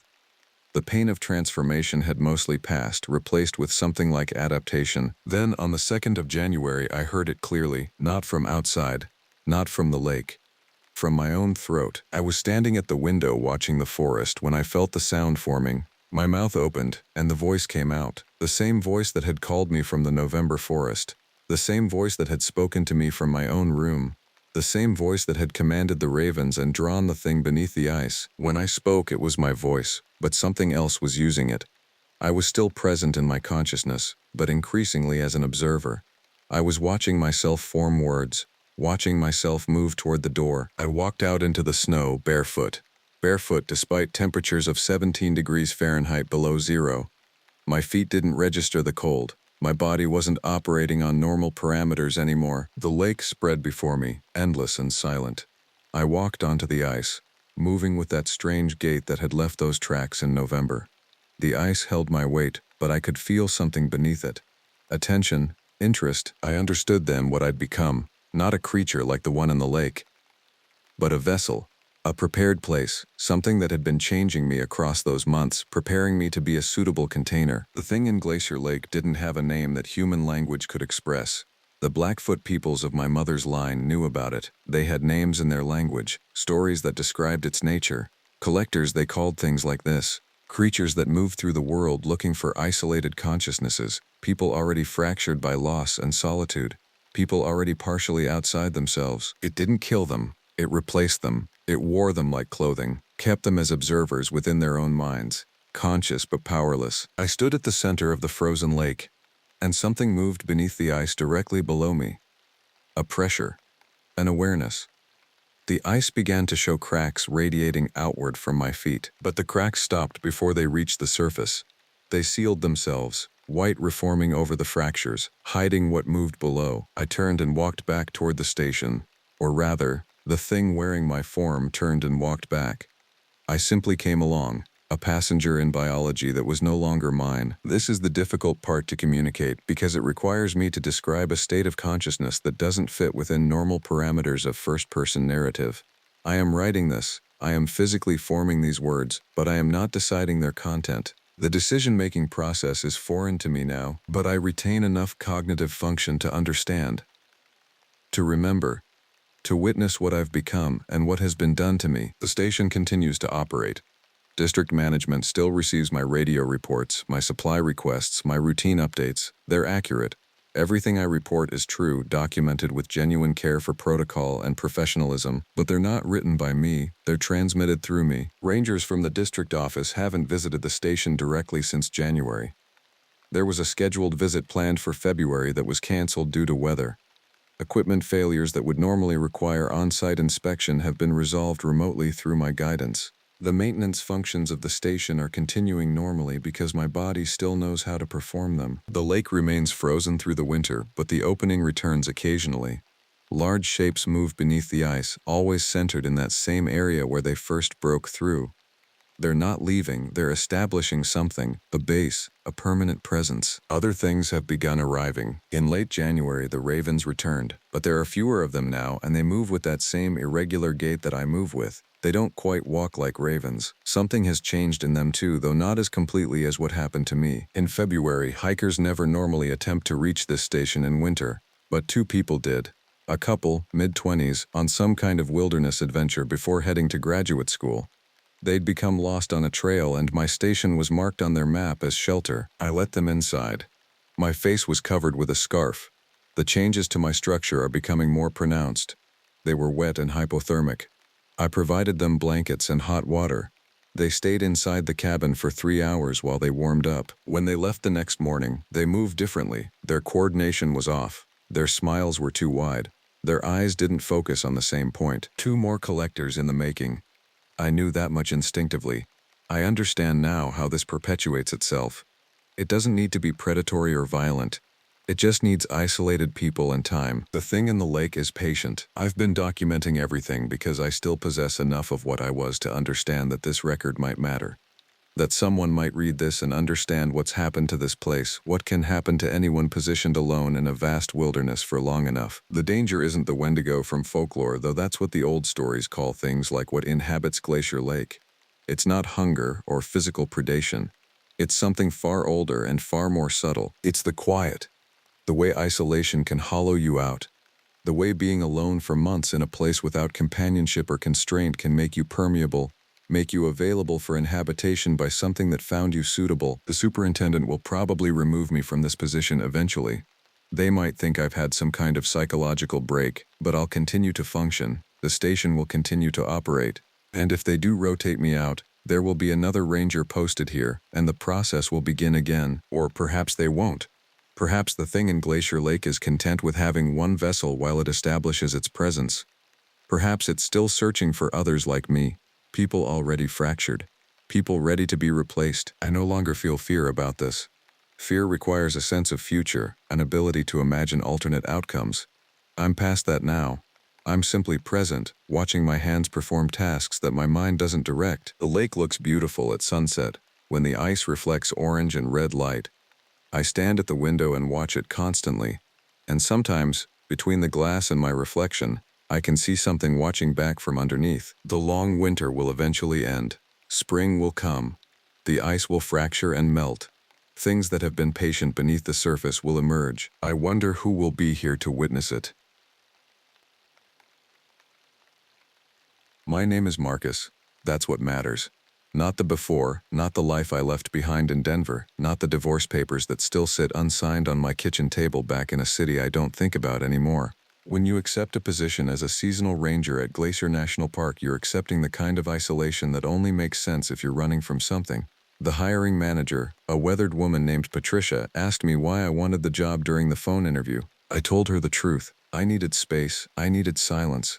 I needed to be somewhere that the sound of my own thoughts wouldn't echo back at me. That was in March. By June, I was stationed at a remote ranger station near Echo Lake, in the northern section of the park where the mountains still have teeth and the trails see maybe 24 hikers per month. The cabin they provided was a 2-room structure built in 1974, all weathered pine and windows that didn't seal quite right.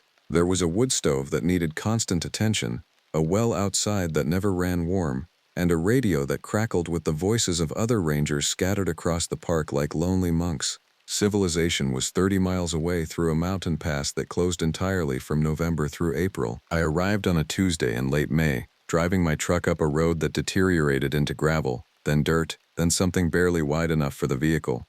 The sun hung low and orange, turning the lake below into a sheet of hammered copper.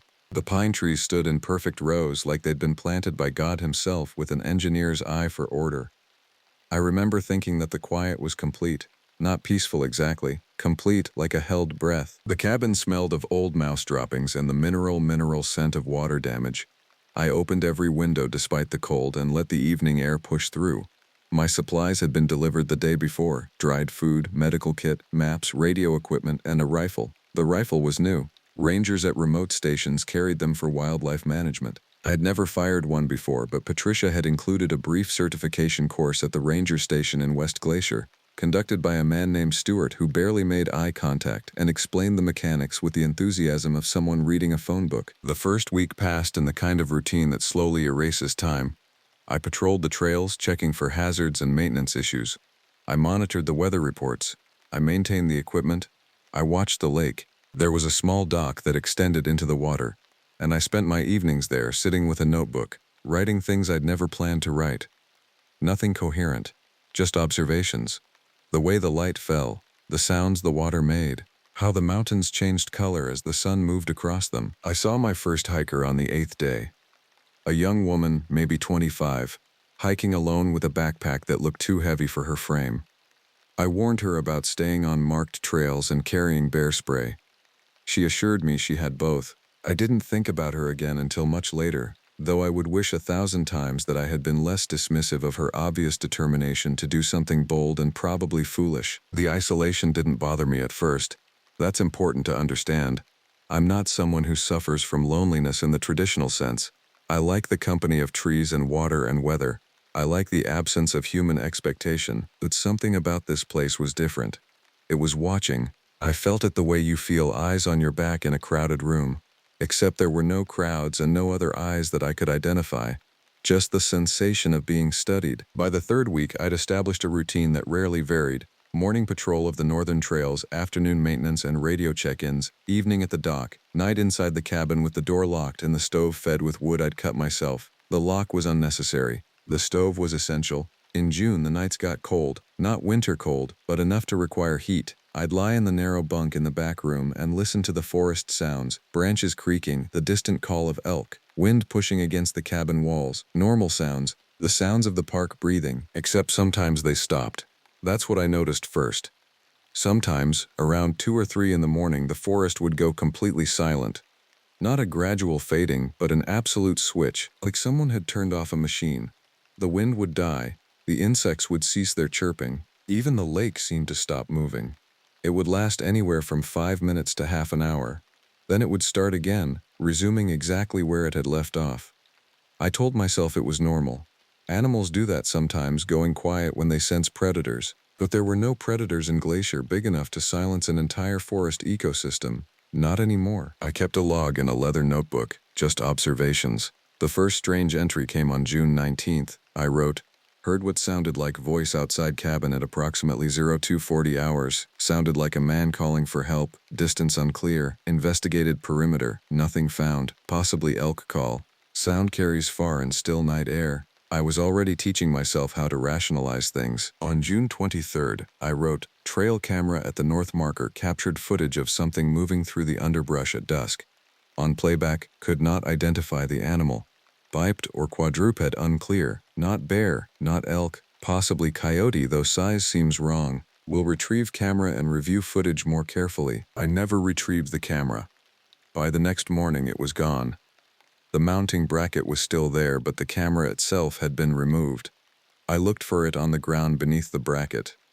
I checked the nearby trees. Nothing. The mounting system was secure, solid metal riveted to the tree. Someone would have needed tools to remove it, or hands strong enough to tear metal. I sat on the forest floor for an hour, staring at the empty bracket, trying to construct scenarios that made sense. The young woman I'd warned about trails came back on June 25th. She was hiking out, and she found me at the dock. She looked different. Something about her face was drawn. She asked if I'd seen any other hikers on the northern route. I told her I hadn't. She hesitated, then asked if I'd heard anything strange at night. "A warning sound," she said, "like something calling out." She said she'd heard it both nights she camped up there, just beyond the edge of her hearing. She'd checked the trail maps and radio frequencies, thinking maybe it was another ranger or a distress call she was picking up wrong. There's nothing that far north but wilderness, I told her. No rangers, no facilities, just forest. She nodded slowly and asked if I had any water. I walked her to the cabin and gave her a filled bottle.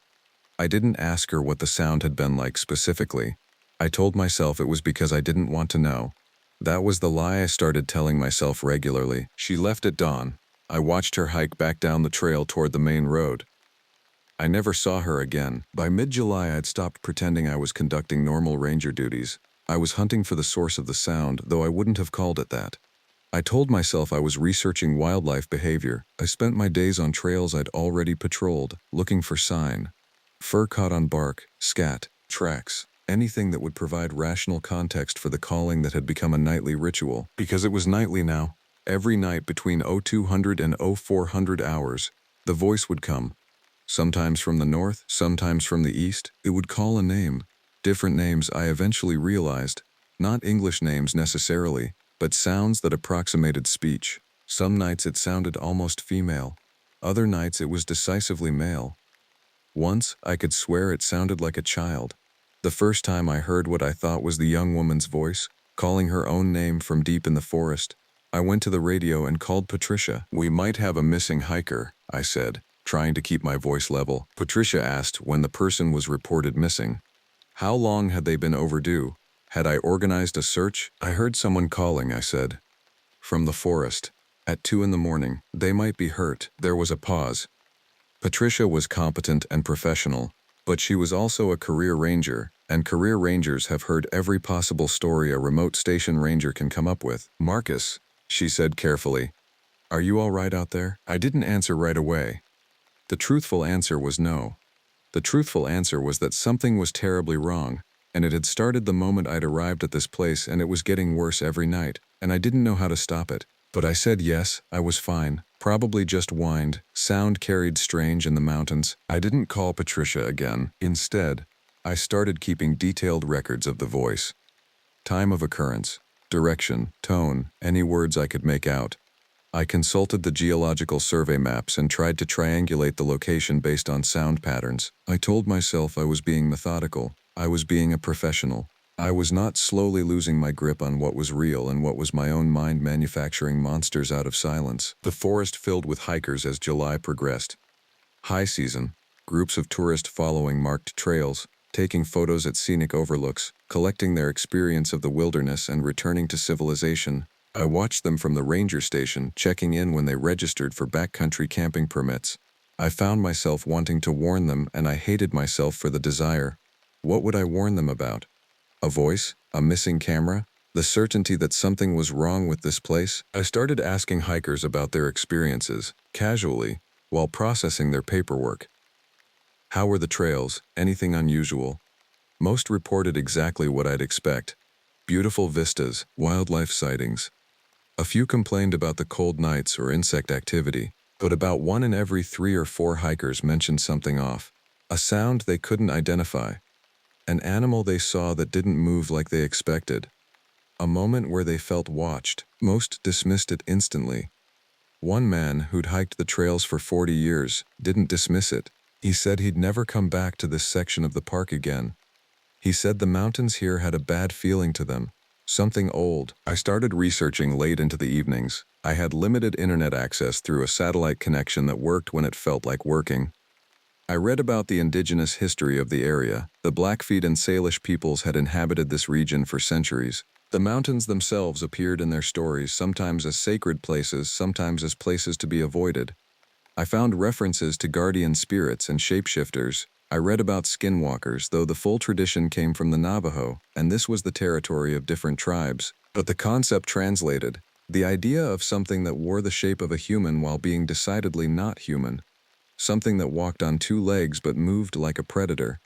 Something that could imitate human speech but used it as a tool, not communication. I told myself I was reading folklore, research, context, the rational mind trying to make sense of the irrational. What I was actually doing was looking for permission to believe what I already knew to be true. The voice in the forest was real, it was intelligent, It was hunting. On July 18th, I found tracks near the north marker where my camera had disappeared.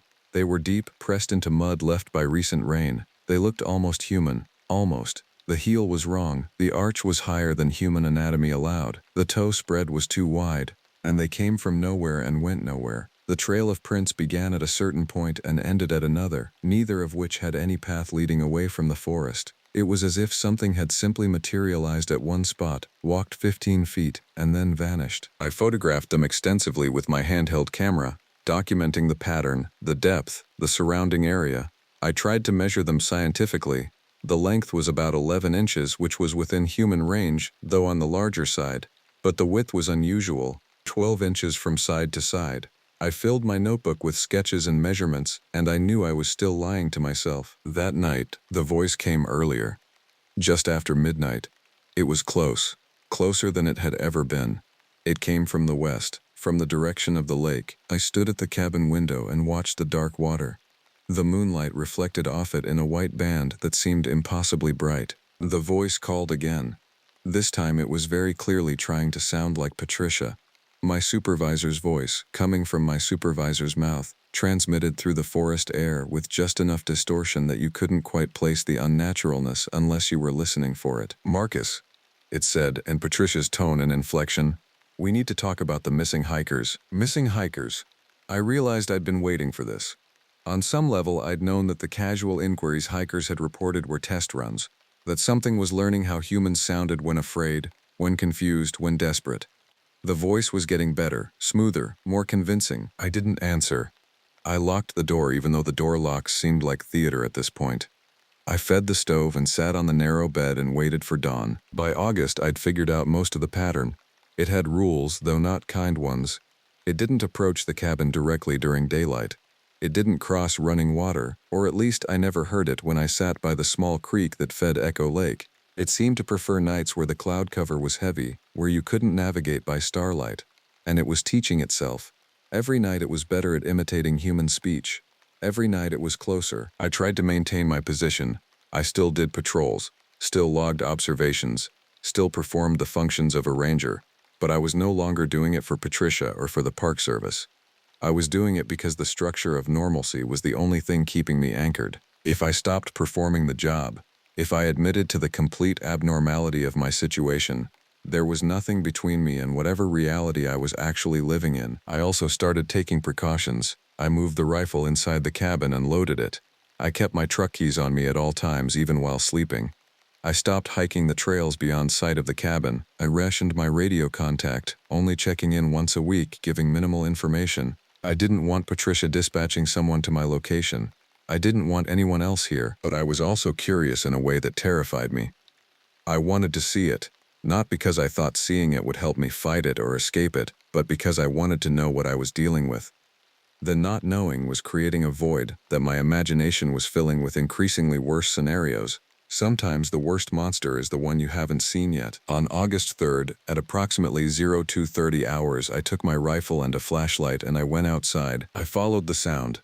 This was catastrophically stupid, something I was aware of even as I was doing it. The voice called from the northeast and I moved toward it.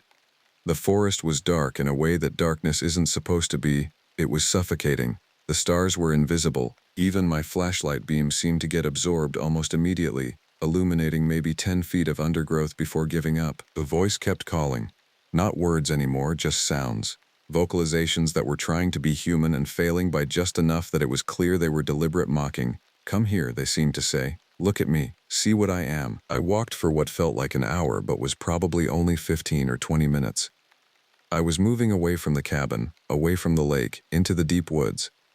The canopy closed overhead until I was walking through complete darkness punctuated by my flashlight's pale disk. My breathing was loud in my ears.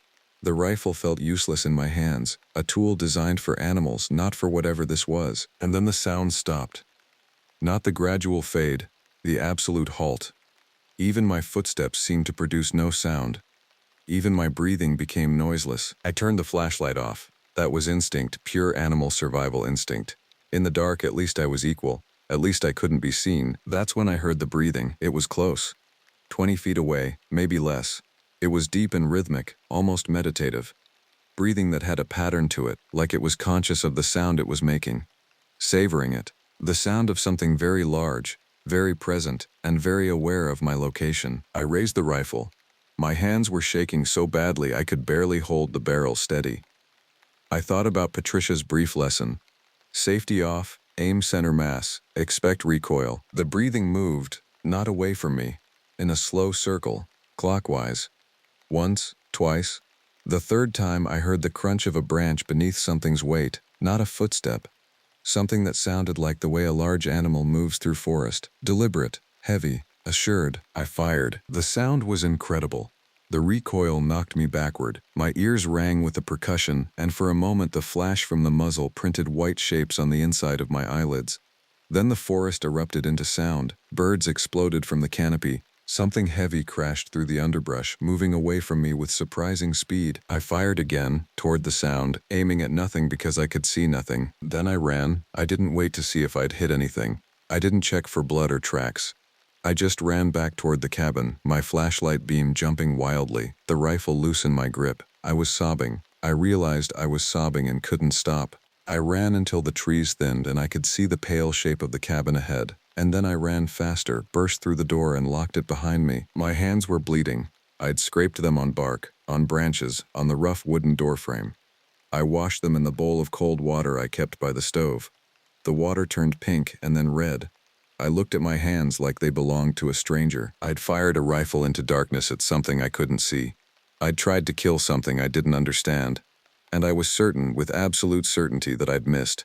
That whatever I'd shot at had been perfectly aware of where the bullet would go, and had let me fire it anyway. The running, the crashing through the brush, that had been a performance, a demonstration. This is what you are. This is what you're dealing with. Nothing came to the cabin that night. The forest outside was silent, but I could hear it breathing, patient and immense, just beyond the line of darkness my windows could penetrate. I didn't go back to the ranger station in West Glacier. After the night I fired the rifle, I stopped pretending I had any control over the situation. I was a man in a cabin, and outside that cabin was something that wore the shapes of voices and the patterns of animals. It was learning me. Every night the calls became more sophisticated. It began to use my own voice. I'd hear myself calling my own name from the forest. I'd hear myself reciting facts I'd written in my notebook. I'd hear myself confessing things I'd never told anyone. Secrets I'd kept close and never verbalized, and somehow it knew them. This is what started to break me. Not fear, though fear was present in abundance. What broke me was the recognition that it was inside my head now, not just outside the cabin. Every memory I'd ever repressed, every moment I'd run away from, every person I'd hurt through my own indifference, it had access to it all. It was reading me like a book and using that knowledge as a weapon. I stopped eating regularly. I existed on coffee and handfuls of nuts, and the weight came off my frame until I could see the architecture of my own bones when I looked in the mirror. I stopped sleeping. I tried to sleep, but every time I'd drift off, the voice would come, and I'd jerk awake gasping. So instead I would sit on the edge of my bunk and wait for dawn, waiting through the endless hours for the sun to return and briefly push the presents back. By August 10th, I'd stopped thinking in linear time. Hours blurred together, days lost their boundaries. I was constantly listening to the radio, but I wasn't calling out anymore. The radio voices from other rangers sounded thin and far away, like they were coming from a different world. Maybe they were. On August 11th, though I'm not entirely certain of the date anymore because I stopped maintaining accurate records and started just writing observations in a kind of stream of consciousness that makes no sense when I read it now, I realized what it had been doing. It had been collecting names. Every hiker who'd come through my station, I'd asked their names. Every visitor, every ranger check-in, every name I'd read on the maps. The voice had collected all of them, and then it began to call them.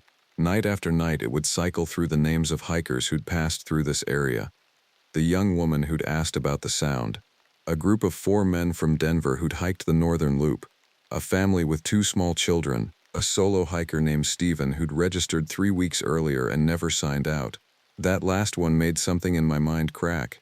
Steven hadn't come back. I'd logged it as an oversight, a paperwork mistake, assumed he'd exited at a different trailhead, but he hadn't. He was in the forest, and it was calling his name. I wanted to believe he was still alive. I wanted to believe that the thing in the woods was just collecting information, that it was a researcher of some kind, studying human behavior the way humans study bears. But I knew better. Every night when it called these names, its voice was happy. It wasn't imitating excitement or joy or hunger. It was genuinely, deeply satisfied. On what I think was August 13th, I heard my own voice again. But this time it was more. It was my voice, but there were others woven underneath it, harmonizing with it, and I realized I was hearing all the voices layered on top of each other, all the names it had collected, all the people, all of them speaking through one throat, and underneath all of it, I could hear something that might have been laughter. I sat at the kitchen table and I wrote a letter to Patricia, to whoever would come looking for me. I wrote an account of everything I'd experienced, carefully, methodically, trying to be clear and honest about what I'd witnessed and what I'd concluded. I didn't expect to be believed, but I wanted the record to exist. I wanted someone to know what was in the forest at Echo Lake. I put the letter in an envelope and addressed it. I set it on the table, visible, where it would be found. Then I did the only thing I could think of that might actually work. I made a decision that night, which may have been a moment of clarity or a moment of complete psychic dissolution. The line between them had become impossible to determine. I decided that the thing outside the cabin, the thing I now understood to be an intelligence, predatory and patient and interested in me for reasons I'd never fully understand, I decided that it could not be fought in the conventional sense. It was too fast. It was too smart. It understood the landscape better than I ever could, but it was, I believed, constrained by something. It hadn't come into the cabin despite having had every opportunity. It didn't cross running water. It seemed to respect certain boundaries. I'd read enough folklore to recognize the pattern. These weren't magical restrictions necessarily. They were biological, ecological, rules built into whatever it was in the same way that bears have territories and birds have migration patterns. The thing outside the cabin lived according to rules it had no choice but to follow. So I became a student of those rules. For 3 days I didn't sleep. I sat in the cabin and I thought about every interaction I'd had with the presence. The sounds it had made, the directions it had called from, the times it had come closest. I plotted them all on a detailed topographical map, marking positions and times and correlations. What I discovered was that it never approached from the south, from the direction of the creek. It never ventured close to the cabin when I had the stove burning hot, which kept the exterior temperature warmer. It called most frequently from the northeast, where the forest was thickest and the elevation highest. I realized that it was hunting by pattern, same as I was. It had established a territory. It had a den somewhere in that northeastern darkness, and it followed predictable patterns because that's how predators work. Efficiency, established routes, behavioral redundancy. Most importantly, I realized something I should have understood weeks earlier. It wasn't hunting me to kill me. It was hunting me because I was interesting. I was something new in its territory, a thing that could speak, that could use tools, that had brought supplies and established a base. To the presence in the forest, I was exactly what a moose or an elk or a deer would be to a normal predator. I was a resource. I was study material. I used that understanding to construct a plan that was either going to save my life or end it. At this point, the difference seemed mostly academic. On the morning of August 16th, the date on my radio, which I hadn't checked in days, confirmed that much at least. I packed a day bag, water, food, the rifle with ammunition. I also packed my notebook, the letter I'd written, and a handheld GPS unit. Then I walked out of the cabin and locked the door behind me. I didn't head toward the forest. I headed toward the lake. Echo Lake is massive, maybe 4 miles across at its widest point. The cabin sits on the east shore. According to my maps, there was a ranger's shelter on the west shore, unmanned and only used during official patrol routes. I'd never needed to go there, but it was on the opposite side of the water, and water was a boundary the presence would not cross. I walked to the dock and I activated my GPS unit. I took a reading of my exact position. Then I set out across the water. The lake was cold enough to shock the air from my lungs. I'd anticipated that and dressed in layers. I planned to wait until I reached a depth where I could swim or float. The water came to my waist, my thighs, my chest. The cold was absolute and all-consuming, but I kept moving. I'd made the decision, and I was committing to it fully. I was about halfway across where the water was over my head and I was swimming. When I heard the sound from the shore behind me, it was the sound of something breaking through the tree line. Fast, desperate. For the first time, I heard the presence making a sound that wasn't calculated or performative. It was raw. It was the sound of something that had suddenly realized it was about to lose its new acquisition. I didn't look back. I kept swimming toward the west shore, toward the place where the forest would be smaller, less dense. My muscles burned, my lungs burned. The lake was trying to kill me in the most basic way possible. But I was moving away from the presence, and for the first time I was moving faster than it could follow. I reached the shore on the west side and dragged myself out onto rocks and sand. My body was shutting down, the cold stealing my motor control. I staggered toward the trees and found a place where I could collapse. I lay on the ground and breathed and listened. From across the water I heard the thing at the shore. It made sounds that were almost like words, almost like names, almost like speech. It called across the lake toward me, and its voice carried clearly across the water, even though the water was supposed to be a boundary. And in its voice, underneath the language it was trying to construct, was something like frustration, like loss. I lay on the forest floor on the west side of Echo Lake, and I listened to it call for the better part of an hour. Then, finally the calling stopped. The silence returned. Complete, suffocating silence. I didn't try to go back for my truck. I didn't try to hike out to the main road. I sat in the ranger's shelter, a small concrete structure with a lockable door, and I waited. I waited for rescue or death or whatever came next. I waited to see if the thing would find a way across the water. I waited to see if I'd imagined the entire sequence of events and if Patricia would come looking for me and find a man sitting alone in a locked shelter, claiming there was a monster in the forest. But rescue did come, on August 18th, when a trail maintenance crew found my truck still parked at the ranger station. They radioed Patricia, who drove out with emergency personnel and found me in the shelter on the west shore. They found my letter on the kitchen table in the cabin. They found my notebook with its detailed accounts and its carefully mapped observations. Patricia didn't believe me. Not entirely. But she believed something was wrong. Believed it enough to request a relocation, to suggest I take extended leave, to arrange for my position at Echo Lake to be filled by someone else. The thing I don't know, the thing that wakes me up at night with my heart pounding, is whether the presence stayed on the east shore of Echo Lake, whether it remained bound by the water, or whether it simply learned to be patient, whether it's waiting for me to come back because we established something between us, some kind of understanding. Whether every ranger who takes that position now hears the voice calling in the night, whether the voices of the people it collected are still layered there, still speaking, still singing together in that prehistoric forest. I never returned to Glacier. I work a desk job now, in a city, with fluorescent lights and the constant hum of air conditioning and 6 million people between me and any wilderness that goes quiet at night. I tell myself I'm safe, but sometimes, very late, when everything is silent, I think I hear something that might be my own voice, calling out from very far away, calling my name, teaching something patient the shape of my words, and I remember the feeling of water closing over my head and the absolute certainty that I was swimming toward the last place on earth where I could be safe. I remember understanding for the first time what it means to be prey. That's why I accepted the job at Echo Lake. That's why I needed the isolation, because some part of me knew, on some level deeper than thought, that I was already being hunted, that whatever came for me there was merely the external manifestation of something I'd been running from my entire life. The mountains understood that. And the thing in the forest? It understood it too. It recognized itself in me. We were never actually strangers. My name is Makwa. My grandfather gave me that name the summer before he died, pulling me aside on the shore of Lake Superior and telling me it meant bear in the language he barely remembered anymore. I was 7 years old. I didn't know then that the name carried weight, or that 26 years later I'd be invoking it like a prayer while sitting in a cabin at the edge of the world. I took the ranger position at Glacier because I was broke. Not struggling. Broke. The kind of broke where your truck hasn't had an oil change in 18 months and you've worn the same pair of boots to 3 jobs. I drifted through Colorado for 5 years after the divorce. Work construction, tend bar, drive for one of those meal delivery services. Nothing stuck. Everyone could smell the failure on me. I'd been married to Iris for 7 years.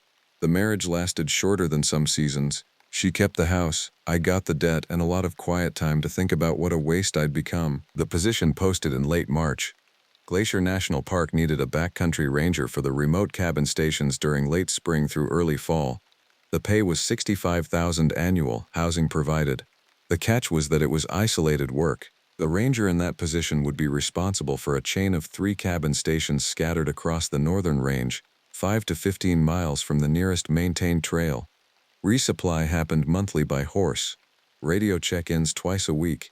You brought a satellite phone that barely worked. You learned to manage bears, report on trail conditions, assist lost hikers, and maintain equipment in a landscape that wanted you dead. The interview was a formality. The superintendent, a woman named Garrett, with the kind of weathered face that comes from 20 seasons in the mountains, looked at my resume and asked one question. Why do you want this? I told her the truth. I told her that I needed to work somewhere the past couldn't follow me, that I needed to be useful again, that I'd spent enough time being nobody in a series of Colorado strip malls and parking lots, and I wanted to do something that mattered even if nobody knew about it. She hired me on the spot. I arrived at Glacier in late April, when the roads were still messy with snow runoff and the park was just waking up. Garrett spent 3 days training me at the main station near Lake McDonald, going over equipment maintenance, bear safety protocols, ranger duties, emergency procedures. The 3 cabin stations I'd be managing were Stonerized Lodge, the largest, positioned at 7,000 feet, Eagle's Rest, smaller, closer to the main valley, and the cabin I'd primarily occupy, Mackinac Station, situated on the eastern shore of Mackinac Lake at 8,500 feet. That one's quiet, Garrett said when we were reviewing the assignments. She was laying out a weathered topographic map on the ranger station table. Good water source, trails in decent shape, but it's the most isolated of the 3. She tapped the map with a calloused finger.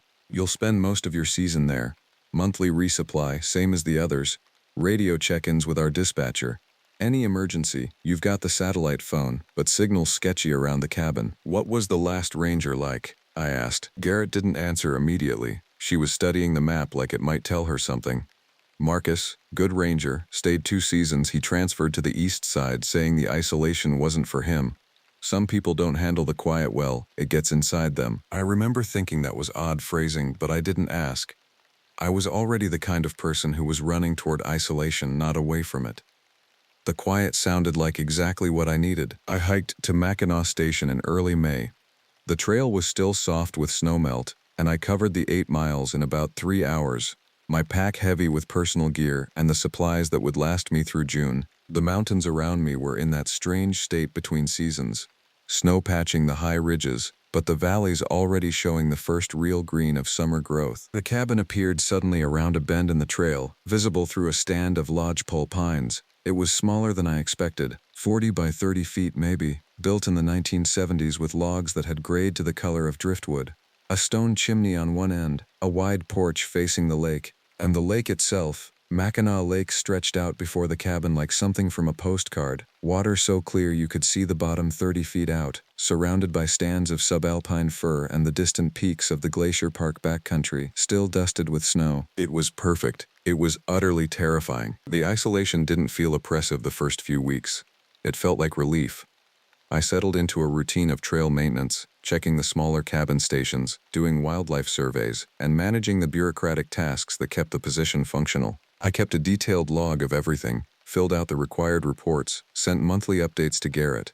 The satellite phone sat on the table like a lifeline I didn't need. The first week of June, I heard the sound. I was on the porch at dusk, scanning the lake with binoculars looking for osprey. The mountains were still and vast around me, the air thin and cold despite the advancing season. The sound came from somewhere north, across the water. A shriek or a cry, something between an elk's whistle and a human scream, except neither of those descriptions quite fit. It was hollow somehow, wrong. It lasted maybe 5 seconds, then cut off so abruptly it felt like the forest had swallowed it. I lowered the binoculars. My hands were shaking slightly. I told myself it was a mountain goat. They make strange sounds.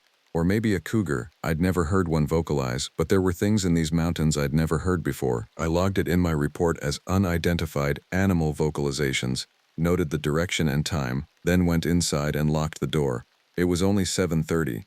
I spent the next 3 hours reading a novel and drinking coffee, more aware of the silence than I'd ever been of sound.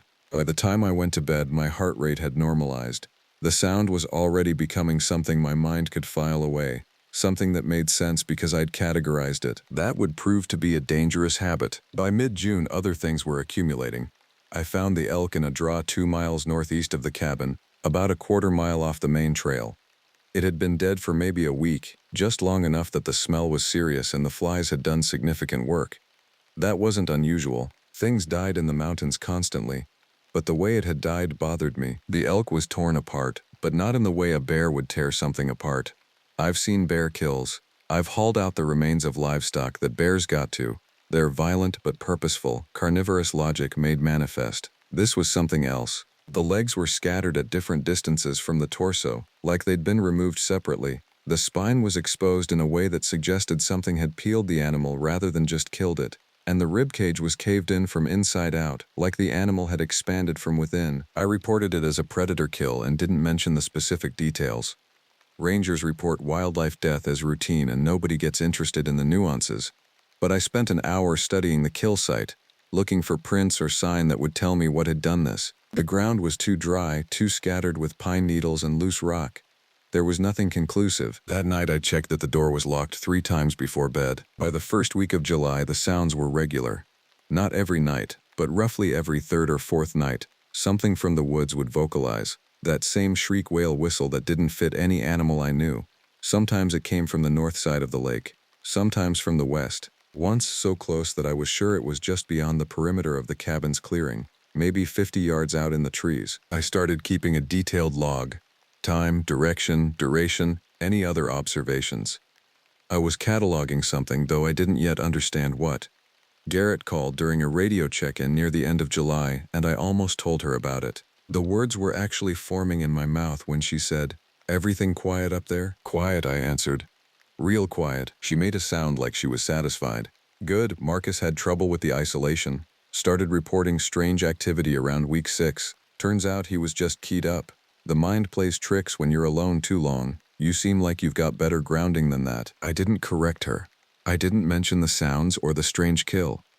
I told her everything was fine and that I'd see her for the August resupply. After we signed off, I sat with the radio in my hand and thought about Marcus. 2 seasons, she'd said. I wondered if the sounds had driven him away, or if he'd genuinely just been lonely.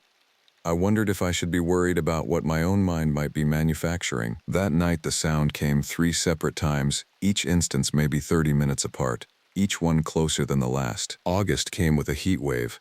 The sun was relentless from 6 in the morning until 9 at night, and the cabin's thick logs became an oven during the day. I started spending more time outside, or actually, I started spending more time hiking the perimeter trails, moving in patterns that made sense to a ranger but which I now recognize were the movements of someone trying to outrun something he couldn't name. The resupply came mid-month. The horses arrived with a packer named Victor, a man in his 60s who'd been bringing supplies to the backcountry stations for 15 years. He was efficient and quiet, the kind of person who seemed perfectly comfortable with the mountains and their vastness. I helped him unload the supplies, and I wanted to ask him about the sounds, about whether he'd heard anything strange during his rides up the trail. Instead, I asked how the other stations looked. "Fine," he said. Stoner eyes had the usual wear. Eagle's Rest is solid. "You're the 3rd ranger I've brought supplies to at Mackinac in 5 years. None of them stay longer than 1 season." There it was. Not just Marcus. A pattern. "Why do you think that is?" I asked. Victor was tying off the pack saddle with the same precision he'd given to everything else. "Isolation does different things to different people. Some folks come out here thinking the wilderness will save them." He glanced at me with eyes that were entirely too clear. "It won't. The wilderness doesn't care about saving anybody. It just is. And if you're not careful, it'll swallow you whole and you won't even notice until you're already gone." He left before sunset, declining my offer of coffee. I stood on the porch and watched him ride out, the horses picking their way back down the trail with practiced ease, until the trees took them away from my sight. That night I did something I'd been avoiding. I turned on the satellite phone and called Iris. "Hello?" Her voice was cautious. She hadn't talked to me since the divorce was finalized, almost 2 years prior. "It's me," I said. "I know, it's strange. It's very strange, Makwa." I heard her use my full name. Not my given name, but the one I'd adopted as my own. "I'm doing okay. I wanted you to know that. I'm doing better than I have in years." "Good," she said, and I think she meant it. "That's good." We talked for maybe 5 minutes. Nothing consequential. She was remarried. I wasn't surprised. She asked about my job, and I told her I was managing a ranger station at Glacier, and it was exactly what I needed. I didn't tell her about the sounds or the strange kill or the feeling I was developing that something in the woods was looking for me in particular. After we hung up, I felt steadier. I'd needed to hear a human voice outside of emergency protocols. I'd needed to know that there was still a me that existed beyond this cabin and this lake. August gave way to the first week of September, and the sounds stopped completely. 3 days, 4 days, 5 days of pure silence.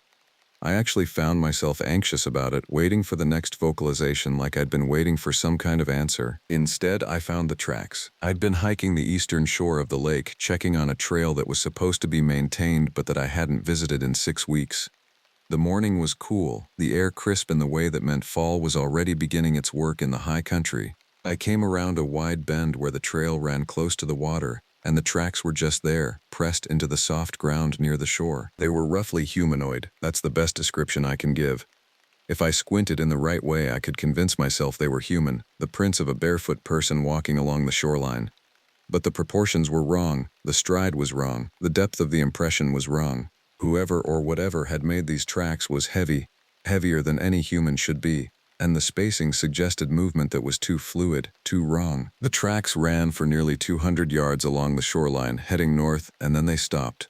Simply ended where the ground became rocky and didn't hold impressions anymore. I followed them for half an hour, trying to understand what I was seeing, trying to force my brain to interpret them in a way that made sense. It was there, at the point where the tracks disappeared, that I found the dead hiker. His name was Devin Reeves, according to the Park Service report that I was required to file. He was 43, from Iowa, and he'd gone missing 3 days prior from the Gunsight Pass Trail. Search and rescue had been looking for him, but Mackinac Lake is a vast area with dozens of possible routes, and they'd concentrated their search on the main trail corridors. He wasn't supposed to have come this far north. The body was positioned just above the waterline, partially in the water, partially on the shore. He'd been in the water long enough that decomposition had begun, the skin slipping from his fingers like gloves. But what held my attention was how he'd died. His chest had been opened, not gored, opened. The sternum was split down the middle like something had pulled him apart from the inside out, like that elk had been pulled apart. And his hands were positioned at his sides with the fingers folded back at angles that no human hand can assume naturally, like he'd been grasping at himself during his final moments. I threw up into the lake. I used the satellite phone to call in the body. Garrett's replacement, a superintendent named Paula, took the call with the kind of professional distance that comes from managing parks and the inevitable tragedies they contain. Search and rescue would helicopter in tomorrow morning. I was to remain at the cabin. I was not to touch the body. I was to file a detailed report. I filed a report that night. I did not mention the tracks. I did not mention the strange way the body had been opened, the impossible angles of the hands. I described finding the hiker during a routine patrol, and reported the cause of death as unknown wildlife predation. That night, I locked myself in the cabin and didn't sleep. The helicopter came at dawn, landing on the cleared meadow near the cabin. 2 Forest Service investigators and a medical examiner spent 6 hours combing the shoreline and the immediate area. I guided them to the body and watched as they photographed, examined, and bagged the remains. They found no evidence of what had killed Devin Reeves.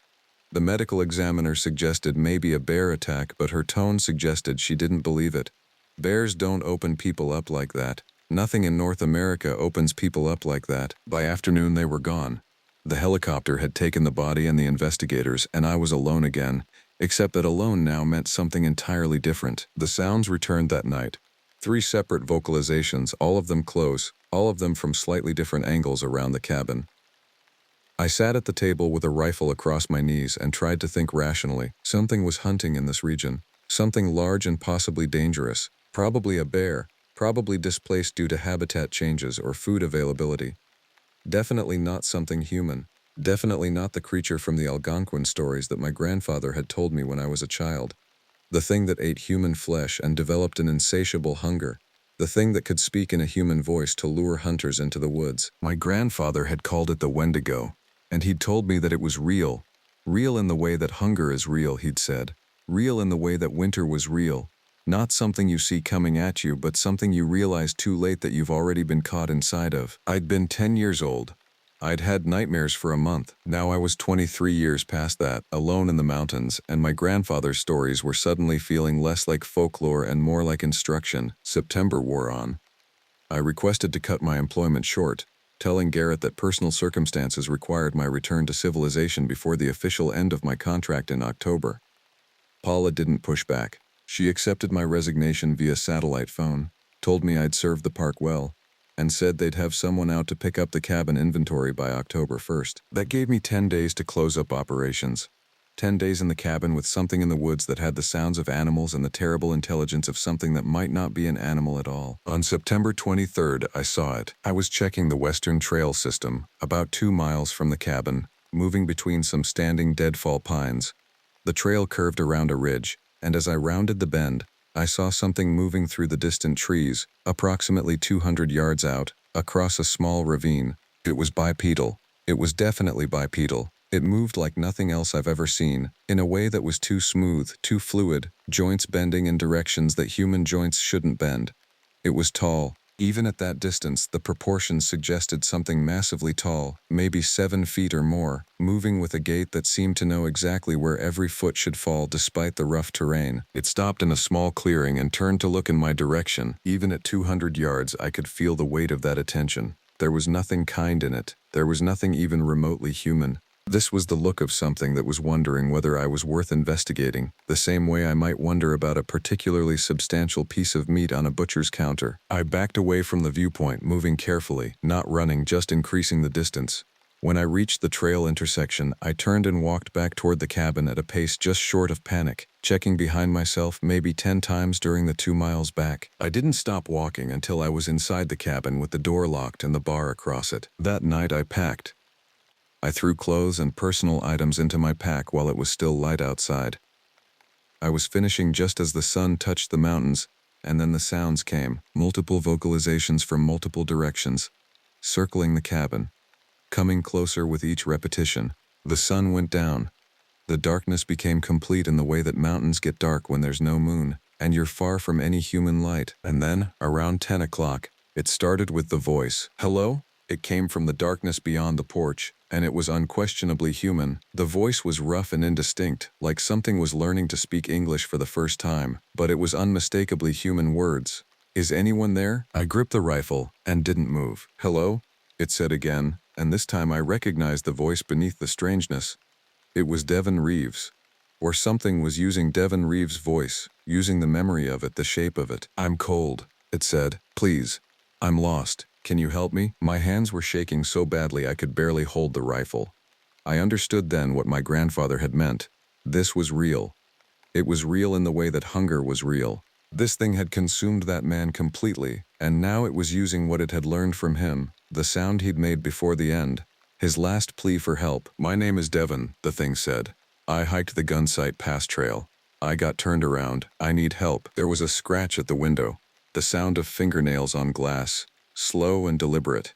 Not threatening yet, but promising. I didn't sleep that night. I sat with the rifle and listened to the thing use human voices, Devin's voice, and others' voices of people who might have died in these mountains over the years, a catalog of the lost. It would call out in perfectly human English, and then between calls there would be the sounds of something moving on 4 limbs, something breathing that wasn't meant to breathe like that, something examining the cabin from every angle, testing the structure, waiting. At dawn, the sounds stopped completely. When I ventured onto the porch with the rifle loaded and my pack on my shoulders, the woods were silent. The birds weren't even singing. I left Mackinac Station at first light on September 24th, moving fast on a trail that was becoming increasingly difficult under the weight of my pack and the terrified urgency of my pace. The 8 miles to the main trail system felt like 30, every shadow a threat, every sound a precursor to something worse. I kept the rifle loaded, kept one hand free, kept my eyes moving across the forest constantly. The trail was empty of human presence, which was exactly what terrified me. No other hikers, no other rangers, just me and the mountains and the knowledge that something was aware of my leaving and was deciding whether that was acceptable. I reached the Eagle's Rest cabin at mid-morning. I radioed Paula and reported that I was abandoning my post due to a personal emergency, that I had encountered unstable wildlife and was making my way down the trail. She seemed surprised, but the Park Service has protocols for ranger withdrawal, and she started the process of backup ranger assignment while I was still on the radio. I continued down the trail. The further I descended toward the main valley and the roads, the less real the night became. The mountain gradually returned to being just a mountain. The forest was just a forest. By the time I reached the ranger station at Lake McDonald, I was almost able to convince myself that I'd exaggerated everything in my head, that the isolation had done to my mind exactly what Garrett had warned against. I didn't stay to debrief with Paula. I took my final paycheck in the form of a ranger station check and drove south out of Glacier National Park without looking back. 3 weeks later, I got a call from a Park Service administrator. They were doing a final inventory of Mackinac Station, and they'd found some unusual things. Marks on the logs from the outside, scratch marks that seemed deliberate, damage to the window frames, and in my report of the cabin conditions, it was noted that the window bars, supposedly decorative wooden bars installed in the 1970s, had been reinforced at some point with additional support that hadn't been part of the original construction. Records indicated that Marcus, the ranger before me, had requested materials to upgrade the cabin security and had personally done that work. The administrator wanted to know if I'd noticed any security concerns during my stay that would require similar upgrades. I kept the door locked at night, I told her. Like all rangers do, I didn't tell her about the tracks or the voice in the darkness or the certainty I still carry that I left something incomplete up there. The Wendigo didn't kill me, but it didn't let me go either. It let me leave because there was something it wanted more than to feed. Maybe it was trying to see if I would tell anyone. Maybe it was testing whether human civilization would send more rangers to manage its territory. Marcus stayed 2 seasons. I barely lasted 5 months. Sometimes, late at night, I hear something that sounds like wind in the eaves of whatever apartment building I'm living in at the moment. It's always that particular pitch, that particular emptiness. And I remember my grandfather's words about the Wendigo, that it doesn't kill you at first, that it lets you live with the knowledge that the hunger it inspires in human flesh is a hunger it can feed on in the space between seeing and not seeing. I don't work outside anymore. I don't go hiking. I don't camp. I exist in city apartments with interior walls and people living above and below me, a constant reminder that I'm not alone. But sometimes I wonder if that's what it wanted. If leaving the mountains was exactly the right response, and if it's watching to see what I do next. The satellite phone still exists, somewhere in storage. Paula called it into the property log as returned, but I never actually gave it back. It sits in a box in my closet, battery long dead, silent. Some nights I'm tempted to charge it, to see if anything answers when I turn it on. I haven't done it yet, but I know that eventually I will, because my grandfather was right. The Wendigo is real. And once it knows you, you never really leave those mountains. You just learn to live somewhere else while it waits. My name is Marcus Reed, and I've been a park ranger at Glacier National Park for 3 years. When people ask why I left my job as a surveyor in Boston, I tell them the standard answer: the call of wild spaces, the need for solitude, the desire to protect something larger than myself. The truth is darker. I needed to disappear. Not from the law or any legal trouble, but from the person I was becoming in that city. I was forgetting how to be alone with my own thoughts without drowning them in noise. So I applied to the National Park Service, aced the interviews, and found myself stationed at Glacier in the spring of 2021, assigned to patrol the remote northern sector. I was good at the job. Better than good. I knew the trails, the water sources, the seasonal patterns of wildlife. I maintained shelters, reported erosion damage, and conducted search and rescue operations. 3 years of solid performance.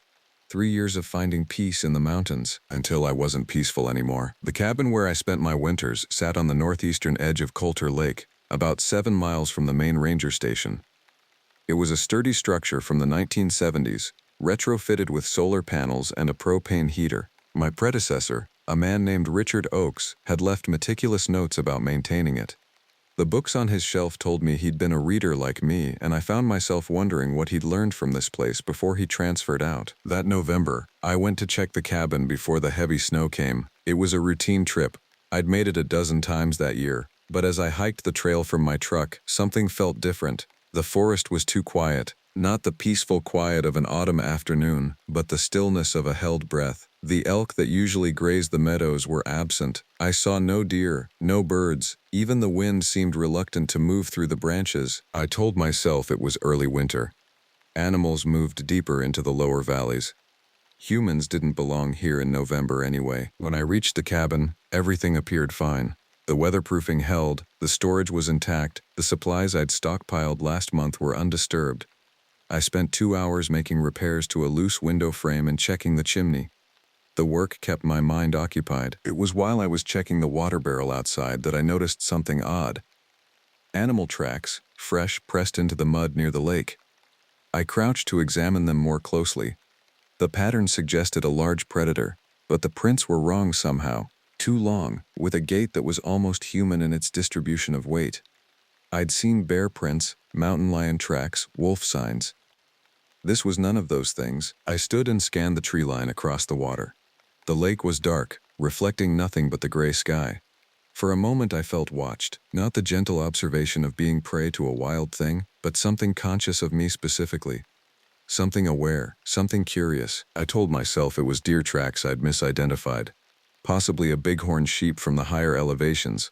I documented it in my log and finished my inspection, working faster than I'd intended. By the time I left the cabin, the sun was dropping, and I wanted to be at least 5 miles away before dark. As I hiked back toward my truck, I heard something. Distant, possibly miles away, but the sound carried through the cold air with unnatural clarity. It was a vocalization of some kind, but I couldn't categorize it. Not quite a howl, not a roar, something between them, something that seemed to echo off the mountains and reverberate through my chest. The sound cut off abruptly, as if it had been stopped mid-utterance. I quickened my pace. A park ranger doesn't run. Running signals panic, and panic makes bad decisions. But I moved with purpose, my hand on the radio attached to my belt, though I wasn't sure what I'd report. Strange sounds? Unidentified animal? No one needed to know that something in me had registered profound wrongness the moment I heard it. By the time I reached the truck, full darkness had settled. I drove back to the main station on roads I could have navigated blindfolded, but my hands gripped the wheel tightly. The headlights seemed inadequate against the dark. Every shadow between the trees looked like something waiting. I didn't mention the tracks or the sound in my official report. I documented the cabin's condition and the required maintenance. That's all that mattered professionally. But that night, in my small ranger housing unit, I couldn't sleep. I kept thinking about those prints, about the way the toes had been positioned, about that sound and the absolute silence that followed it. Some of my colleagues, the older rangers, the ones who'd worked the park for decades, mentioned things sometimes.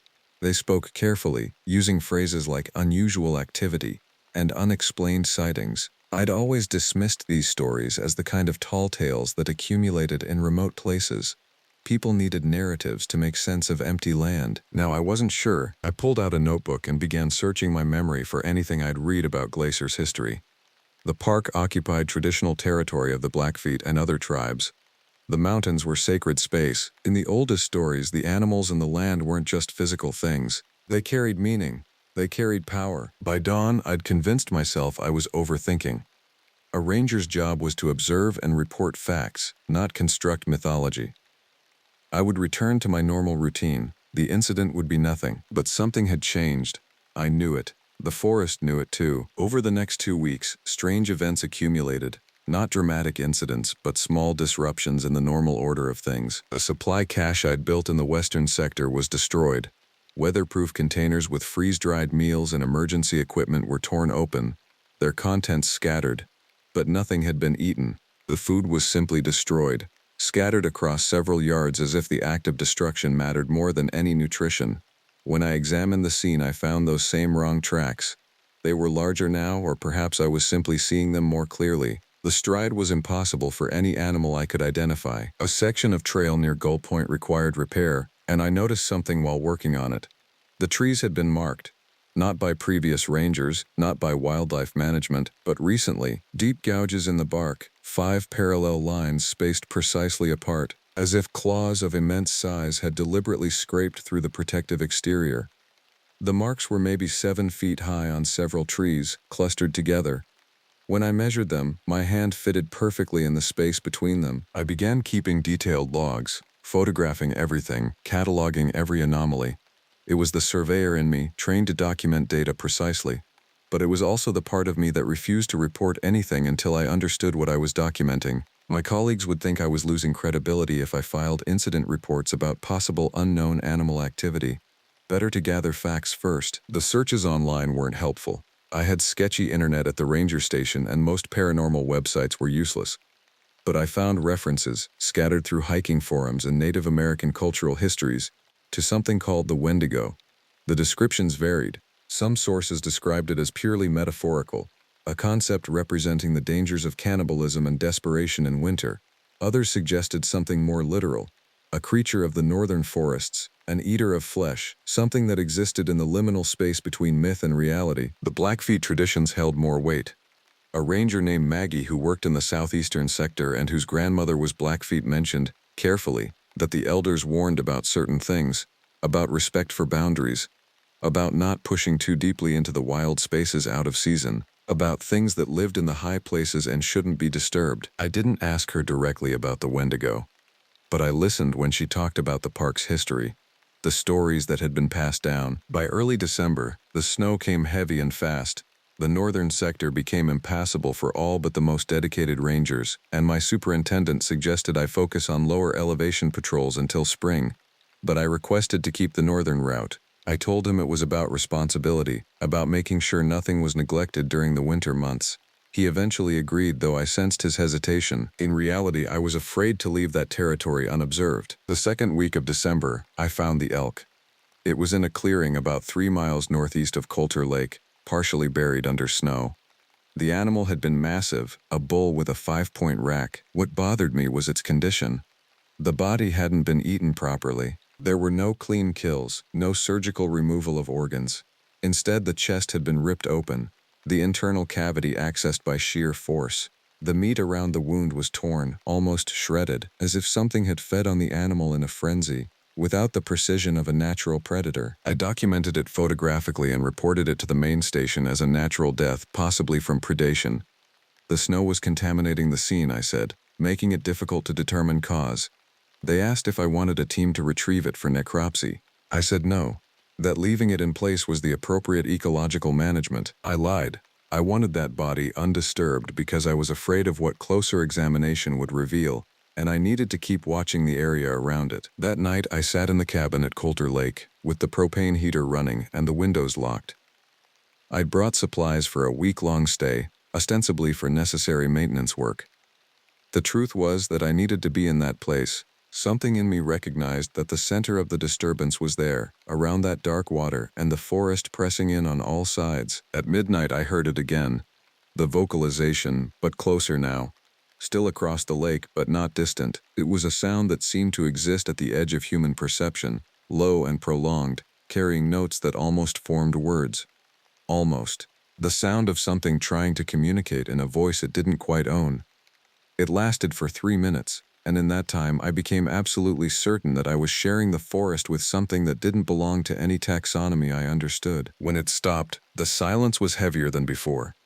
The absence of that terrible sound was somehow worse than its presence, because in the silence, I could imagine what was listening, what was waiting, what was learning. Winter deepened, December turned into January, and I developed a routine. 3 days at the ranger station, 4 days at Coulter Lake. The superintendent thought I was being dedicated. My colleagues thought I was eccentric. I was observing something, gathering evidence of its existence and behavior. The evidence was inescapable if you were willing to see it. The water in the lake began to smell wrong. It was subtle at first, like spoiled meat left in sun, but underneath that was something chemical, something wrong at a cellular level. I didn't drink from the lake anymore, brought bottled water instead. The forest around the cabin became marked with signs of activity. Not one creature moving through, but many. Or perhaps one creature passing the same route repeatedly, confused about territory.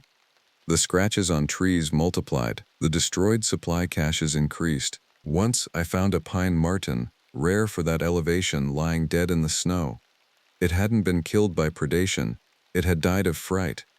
The animal's face was locked in an expression of absolute terror, and all the evidence suggested it had literally scared itself to death. On January 18th, I found the hiker. The name was David Kowalski, according to the ID in his jacket pocket. He'd been missing for 5 days. His family had reported him overdue from a backcountry trip, and search and rescue had begun looking in likely areas.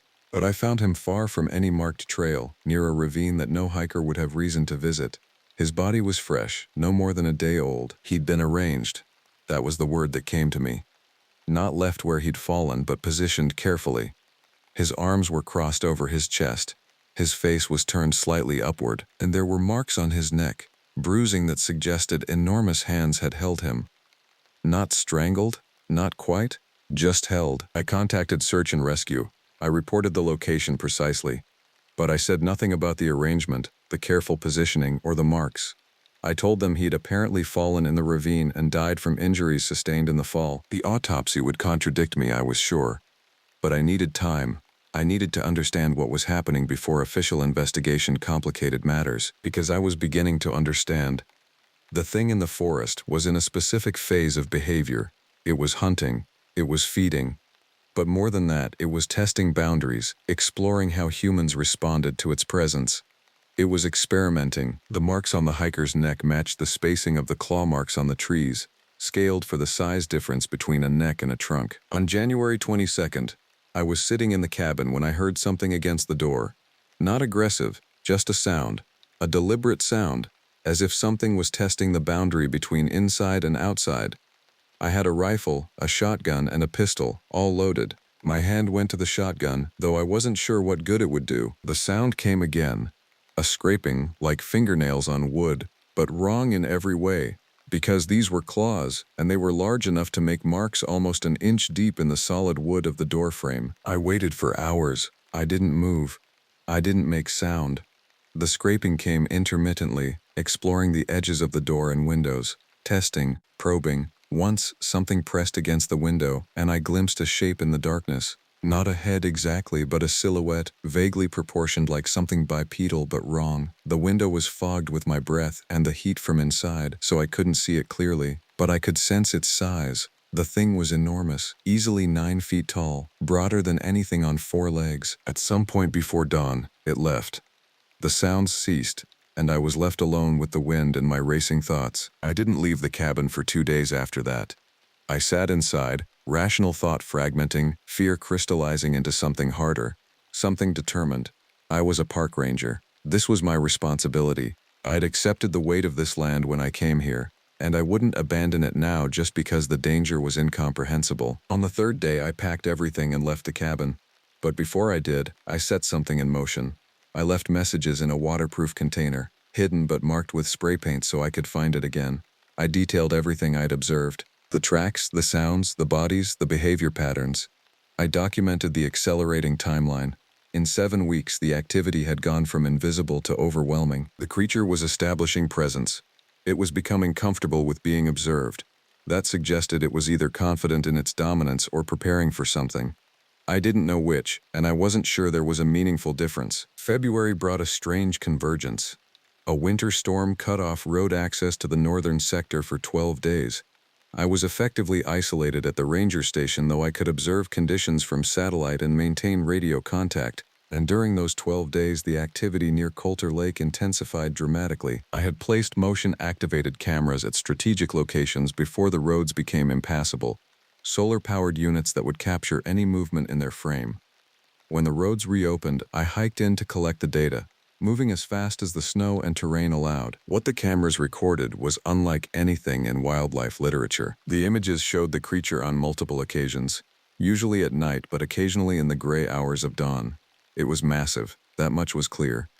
7 to 8 feet tall when walking upright, which it did frequently, but the gait was wrong. It didn't move like a human or an ape. The joints seemed to articulate in ways that suggested a body built on principles different from anything in North American fauna. In several frames, it was dragging something. Once, I was nearly certain I was looking at another body. In other images, it was simply standing still, facing directly into the camera as if aware of the device and uninterested in moving away. The most disturbing footage showed what I can only describe as feeding behavior. The creature had taken a deer and seemed to be consuming it with a deliberation that went beyond simple predation. The feeding lasted over 2 hours across multiple camera clips, suggesting the creature had known it was being documented and continued anyway. That kind of behavior implied intelligence, implied intention, implied that the division between animal and person was becoming increasingly blurred. I made a decision that I knew was dangerous. I would spend a night in the woods watching the cabin from a distance. I would observe the creature directly if possible, gather whatever additional information I could. I would arm myself with evidence so compelling that no one could dismiss what was happening as paranoia or misidentification. I prepared carefully. Warm clothing, thermal imaging equipment that the park had for fire monitoring, a rifle, and communication gear. I set up in a ridge position about half a mile from the cabin, with clear sight lines to the structure and the lake beyond it. I waited through the entire night without seeing it, but I heard it. Multiple vocalizations. That same almost human sound, coming from different positions. Whatever it wasn't approaching from a single direction but moving around the cabin's perimeter. Testing, probing, circling. It was intelligent enough to be cautious. but not intelligent enough to realize that I wasn't inside the cabin tonight. As the sky began to lighten, I heard a sound that changed everything. It was a human voice calling out, distressed, desperate, help. The voice was saying help, repeated over and over. And underneath that I heard weeping. Every instinct told me it was impossible. But in that moment, every instinct I had screamed the same thing. Go to that voice. Investigate. Help. I stood up. The moment I moved, the sounds stopped, and in the sudden silence, I understood what I'd just almost done. I'd nearly run directly into whatever trap had been constructed. The creature wasn't just intelligent, it was strategic. It understood human psychology. It knew how to exploit our nature. I descended from the ridge slowly, carefully, my rifle ready. By the time I reached the cabin, the sun had crested the mountains. The forest looked normal in daylight, peaceful, deceptive. But around the cabin, I saw new tracks, dozens of them. The creature had circled the structure repeatedly throughout the night. And there, in the snow near the door, I found something else. A piece of fabric. I recognized it as coming from the same jacket David Kowalski had been wearing. The creature was playing with me, showing me it knew what I knew, demonstrating that it could access the physical evidence whenever it wanted. That nothing I had gathered, nothing I had documented, would be safe as long as it remained in the forest. I hiked back to the ranger station and made a report. Not the complete truth, but a version of it. I told my superintendent that I'd encountered evidence of an unidentified animal causing dangerous conditions in the sector. I said the creature appeared to be actively hunting humans and that I believed it posed a significant threat to any visitors attempting backcountry access. I requested that the northern sector be closed pending full investigation. The superintendent listened carefully. He was a decent man, a career ranger who'd worked Glacier for 15 years. He didn't dismiss my concerns, but he also didn't immediately accept them. He asked for specifics that I couldn't give without revealing the full scope of what I'd documented.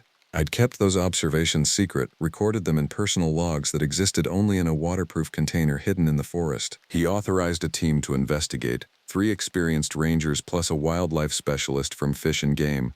They would conduct a thorough assessment and determine what measures were necessary. I participated in that investigation. I showed them the sign I was comfortable sharing.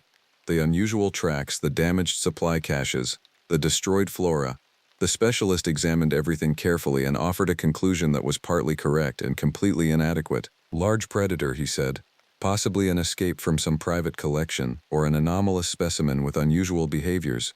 He recommended setting traps, potentially tranquilizing and relocating the animal. I said nothing about the thing that sounded like a human voice. About the deliberate arrangement of bodies, about the intelligence watching us from the darkness. The team set traps. Elaborate snares and pit traps designed to capture a large predator alive.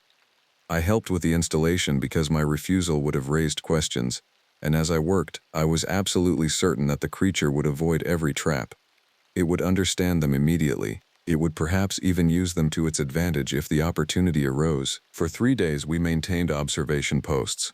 The creature didn't appear. The forest was silent. Not peaceful silent, but the kind of silence that indicates withdrawal, surrender, or calculation. On the 4th day, one of the traps caught something. When we found it, my heart stopped. It was a bear, a large black bear, thrashing inside one of the snares designed for the creature. The animal was in extreme distress, and it took the wildlife specialist 20 minutes to safely tranquilize and release it.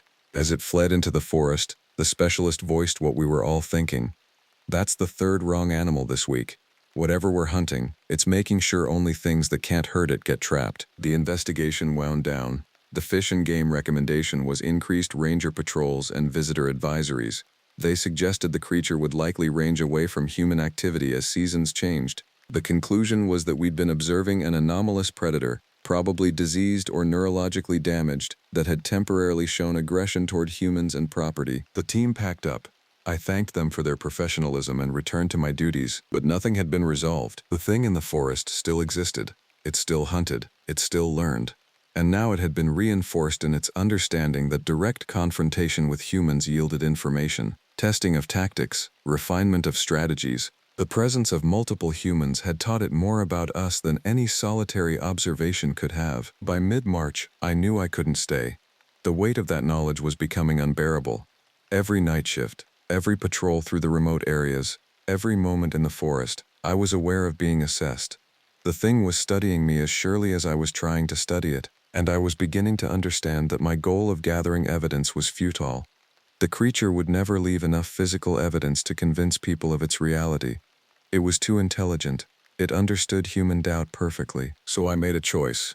I submitted my resignation from the National Park Service. I cited family reasons, burnout, a desire to pursue other opportunities. All technically true, though the truth was deeper and more complex. On my last day, I hiked to Coulter Lake one final time. I retrieved the waterproof container holding all my documentation, and I made a decision about what to do with it. I didn't turn it over to authorities. They wouldn't understand. They would classify my observations as a ranger with unstable psychology. They would use my own evidence against the validity of the threat. Instead, I hid that container in a location I documented carefully, and I wrote letters to 4 other rangers I'd come to trust, including Maggie, explaining what to look for, where to find the documentation, and how to interpret the patterns. I told them that something in Glacier's wild spaces had changed fundamentally, and that whether it was a remnant of something ancient or a new aberration was less important than acknowledging its existence. Whether they would act on that information, I didn't know. The burden of proof was impossible to meet, but I couldn't let the silence continue absolutely unopposed. As I packed my truck on a gray morning in late March, I looked back at the mountains. The peaks were clear, the snow beginning its seasonal melt. The forest was transitioning into spring, and somewhere in those mountains, something was adapting to whatever seasonal changes meant to its biology. I'd been gone for 2 months now. I'm working surveying jobs in Colorado, trying to rebuild a normal life. But I checked the park's visitor pages regularly. No reports of disappearances, no unusual incidents. That troubles me more than ongoing disasters would. It suggests the creature has learned even more. Learned patience, learned how to exist without triggering the response mechanisms of human authority. I think about Coulter Lake, about those marks on the trees, about that moment when something that wasn't human mimicked human despair perfectly, and I know with absolute certainty that it's still there, learning, waiting, and eventually, when the seasons align correctly, when the timing is right, it will make itself known again. This time, I won't be there to document it, and that failure will haunt me more thoroughly than any physical danger ever could. I took this job because I needed to disappear. That sounds dramatic, I know. Most people don't realize that when they say they need a change, they mean it literally. I'd spent 8 years working search and rescue in the Cascade Range near Portland, responding to incidents, writing reports, attending meetings about liability and protocol. 8 years of fluorescent lights, administrative overhead, and the slow creeping sense that I was becoming someone I didn't recognize. The work had started noble enough, pulling injured hikers from ravines, coordinating air rescues, saving lives. But somewhere between the budget cuts and the politics, it became about paperwork. It became about covering the department's liability rather than serving people. When the position opened at Glacier National Park in Montana, I saw it as a lifeline. Remote station, winter maintenance of the park's northern interior, solo work, mostly. Just me, the mountains, and whatever needed doing. The pay was modest, the location was isolated, and the posting had been open for months. The interview was perfunctory. A supervisor named Vince couldn't believe I was actually interested in a winter position in one of the harshest terrains in the lower 48. Most people request the summer tourist season, he'd said, scrolling through my application. I'm not most people, I replied. I meant it. I wanted isolation. I wanted to be useful in the way I understood usefulness, through direct action, physical work, genuine danger managed through skill and preparation. I wanted to move away from the world that had started to feel like it was suffocating me. Glacier delivered on all of that. I arrived in late September 2019, driving my truck north from Missoula through a landscape that shifted from golden grasslands to dense forest as I climbed elevation. The briefing took a day. My station would be at Callaway Lake, an area the Park Service used for winter monitoring and maintenance. I'd be responsible for checking traps, managing equipment, conducting wildlife counts, and serving as the park's emergency responder for the northern quadrant. In winter, that quadrant saw maybe 3 other people, rangers stationed at different points. We checked in via radio twice daily. The ranger station sat on the eastern shore of Callaway Lake, about 3 miles from the nearest maintained road. The building was constructed in 1987, a solid cabin with a stone foundation, propane heating, and reliable water from a well. The previous ranger, Marcus, had left detailed logs. Everything about the station functioned. Everything about my job made sense on paper. What I didn't understand then, what I couldn't have understood, was that some places have weight. Not metaphorical weight. Real, accumulated weight. The kind that presses down on your lungs the first time you truly notice it. I felt it the first night alone at Callaway Lake. The cabin sat dark and quiet. The October air had turned sharp. Through the window I could see the lake extending north, gray under a sky losing its light. The surrounding peaks were still bare of snow, but the higher elevations had already turned white. The forest pressed close. Douglas fir and whitebark pine, dense enough that the tree line created a wall of shadow beyond the clearing where the cabin stood. I unpacked methodically, canned goods in the pantry, equipment in the shed, radio on the charging dock, everything organized, everything logical. By 8 p.m. the cabin was warm, the propane heater humming a steady baseline. I made coffee, real coffee, the kind I could finally enjoy without someone asking me to make another pot in the break room, and sat at the desk reviewing Marcus's maintenance logs. That's when I heard the sound, not loud, not immediately threatening. A low, sustained note from somewhere in the forest to the north. Not quite a moan, not quite a howl. I stepped outside. The temperature had dropped sharply, my breath fogged in the failing light. The sound came again, and this time I recognized it. Wind moving through a particular configuration of rock or wood, canyon winds, or the sound of storm fronts moving across ridge systems. I'd heard similar sounds in the Cascades, nothing anomalous, nothing unusual. I went back inside and thought nothing of it. By late October, the snow had begun in earnest. Not the first snow that had come and gone, but the snow that stays, accumulating through November and December. The forest transformed. Everything softened, the jagged clarity of autumn stone dulled under white. Sound changed too. Snow absorbed noise. The world became muffled in a way that was both comforting and isolating. The work was physical and straightforward. I maintained a trail system. I monitored wildlife camera feeds. I conducted wildlife counts along established routes. The reports I filed went back to regional headquarters. Twice a day I radioed in my status. No incidents, no anomalies. Everything proceeding normally, but I was alone, and the alone was different than I'd expected. In the Cascades, isolation had meant efficiency. Being alone in the mountains was a tool. You could move faster, cover more ground, make decisions without consensus. Here, the alone had a different quality.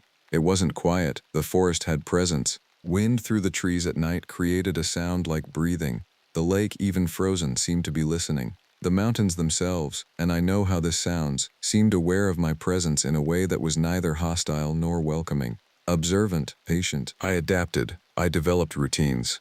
Morning radio check-in at 6 a.m. breakfast, a full pot of coffee, then movement. Either the trail work or the wildlife counts or mechanical maintenance on the cabin systems. Lunch at noon, afternoon work, evening radio check-in at 6 p.m. dinner.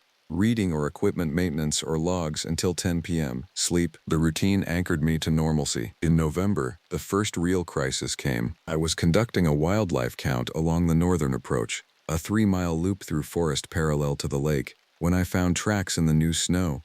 Fresh tracks maybe 2 hours old. Human tracks, a hiker, without proper winter gear, moving north toward increasingly remote terrain. I radioed in immediately. Regional dispatch acknowledged.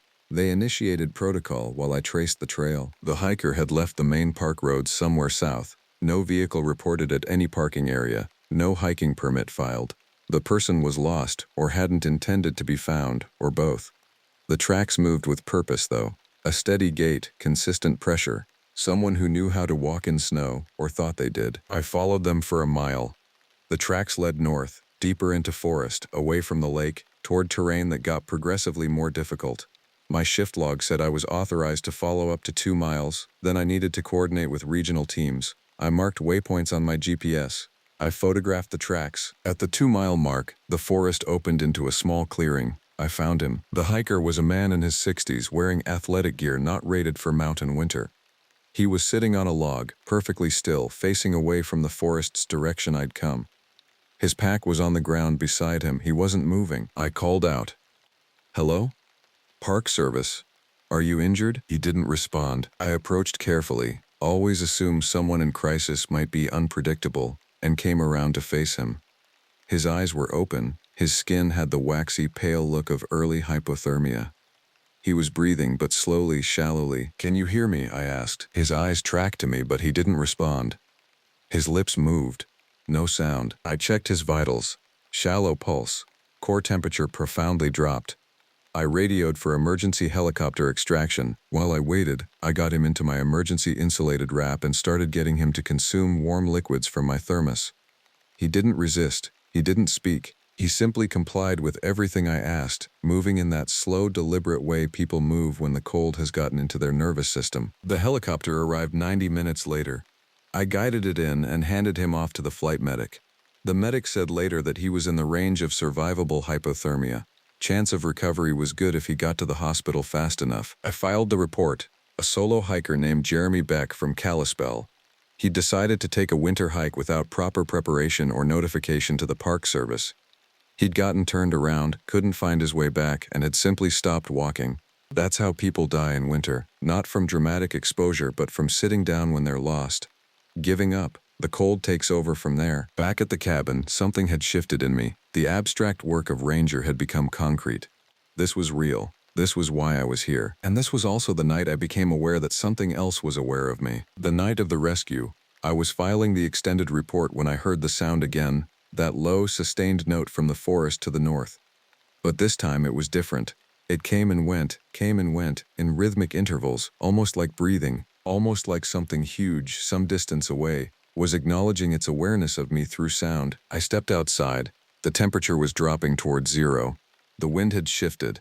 The trees at the forest's edge looked darker, their snow-covered branches taking on shapes they hadn't seemed to have before. The sound came again. I went back inside and locked the door.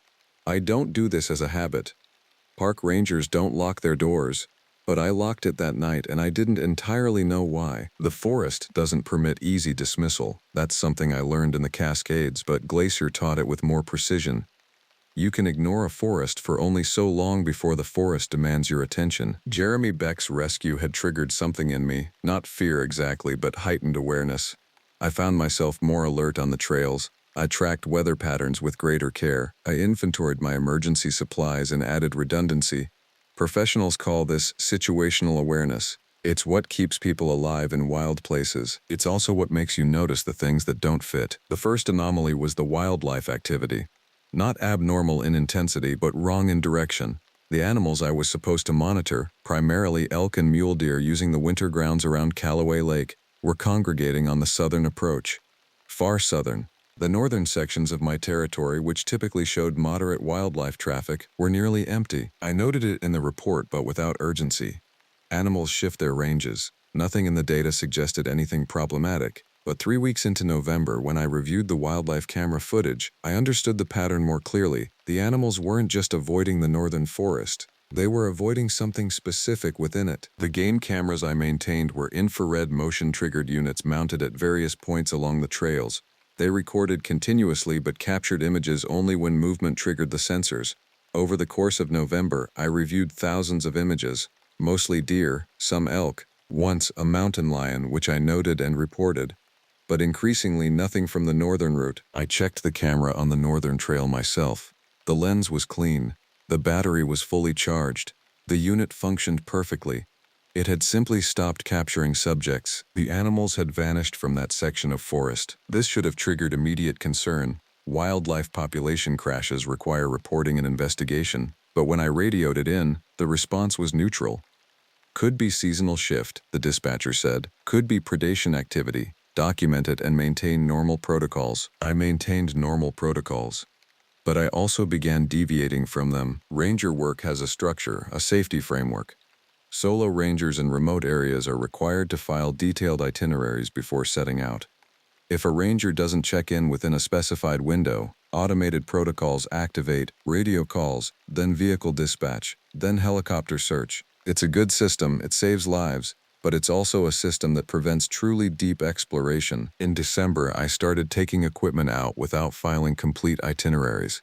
Nothing dramatic, I'd still radio my general location, but I'd expand my range beyond what the formal routes prescribed. I'd identify promising areas based on topography and sign, then I'd go there alone without anyone knowing exactly where I was within a 5-mile radius. This is when I found the clearing. It was 3 weeks into December. A day of bright, cold sunlight that made the snow almost painfully white. I was conducting what I told dispatch was a northern boundary check, which was true, just incomplete. The actual truth was that I'd become obsessed with understanding what the animals were avoiding. The clearing was a quarter-mile north of the established trail, visible only as a depression in the forest's density if you knew what you were looking for. It wasn't natural, that much was immediately obvious. The trees surrounding it had been pushed down, not fallen, not burned. Pushed. Their trunks pointed outward in a radial pattern from the clearing's center, as if something massive had thrust itself upward from the middle and driven everything away. I approached carefully, every nerve alert. The snow in the clearing was disturbed. Not recently, the disturbance pattern was from earlier in the fall before the heavy snow. But the snow showed something else. Tracks. Footprints, multiple sets, arranged in careful patterns that looked almost ceremonial in their precision. Something had walked in concentric circles within the clearing. Something large, based on the distance between the prints. The footprints themselves were wrong, too large for a human, too deliberate. The gait pattern showed an unusual pressure distribution, more weight on the outer edge of each foot than a normal human stride would suggest. I photographed everything, every angle, every track. I measured.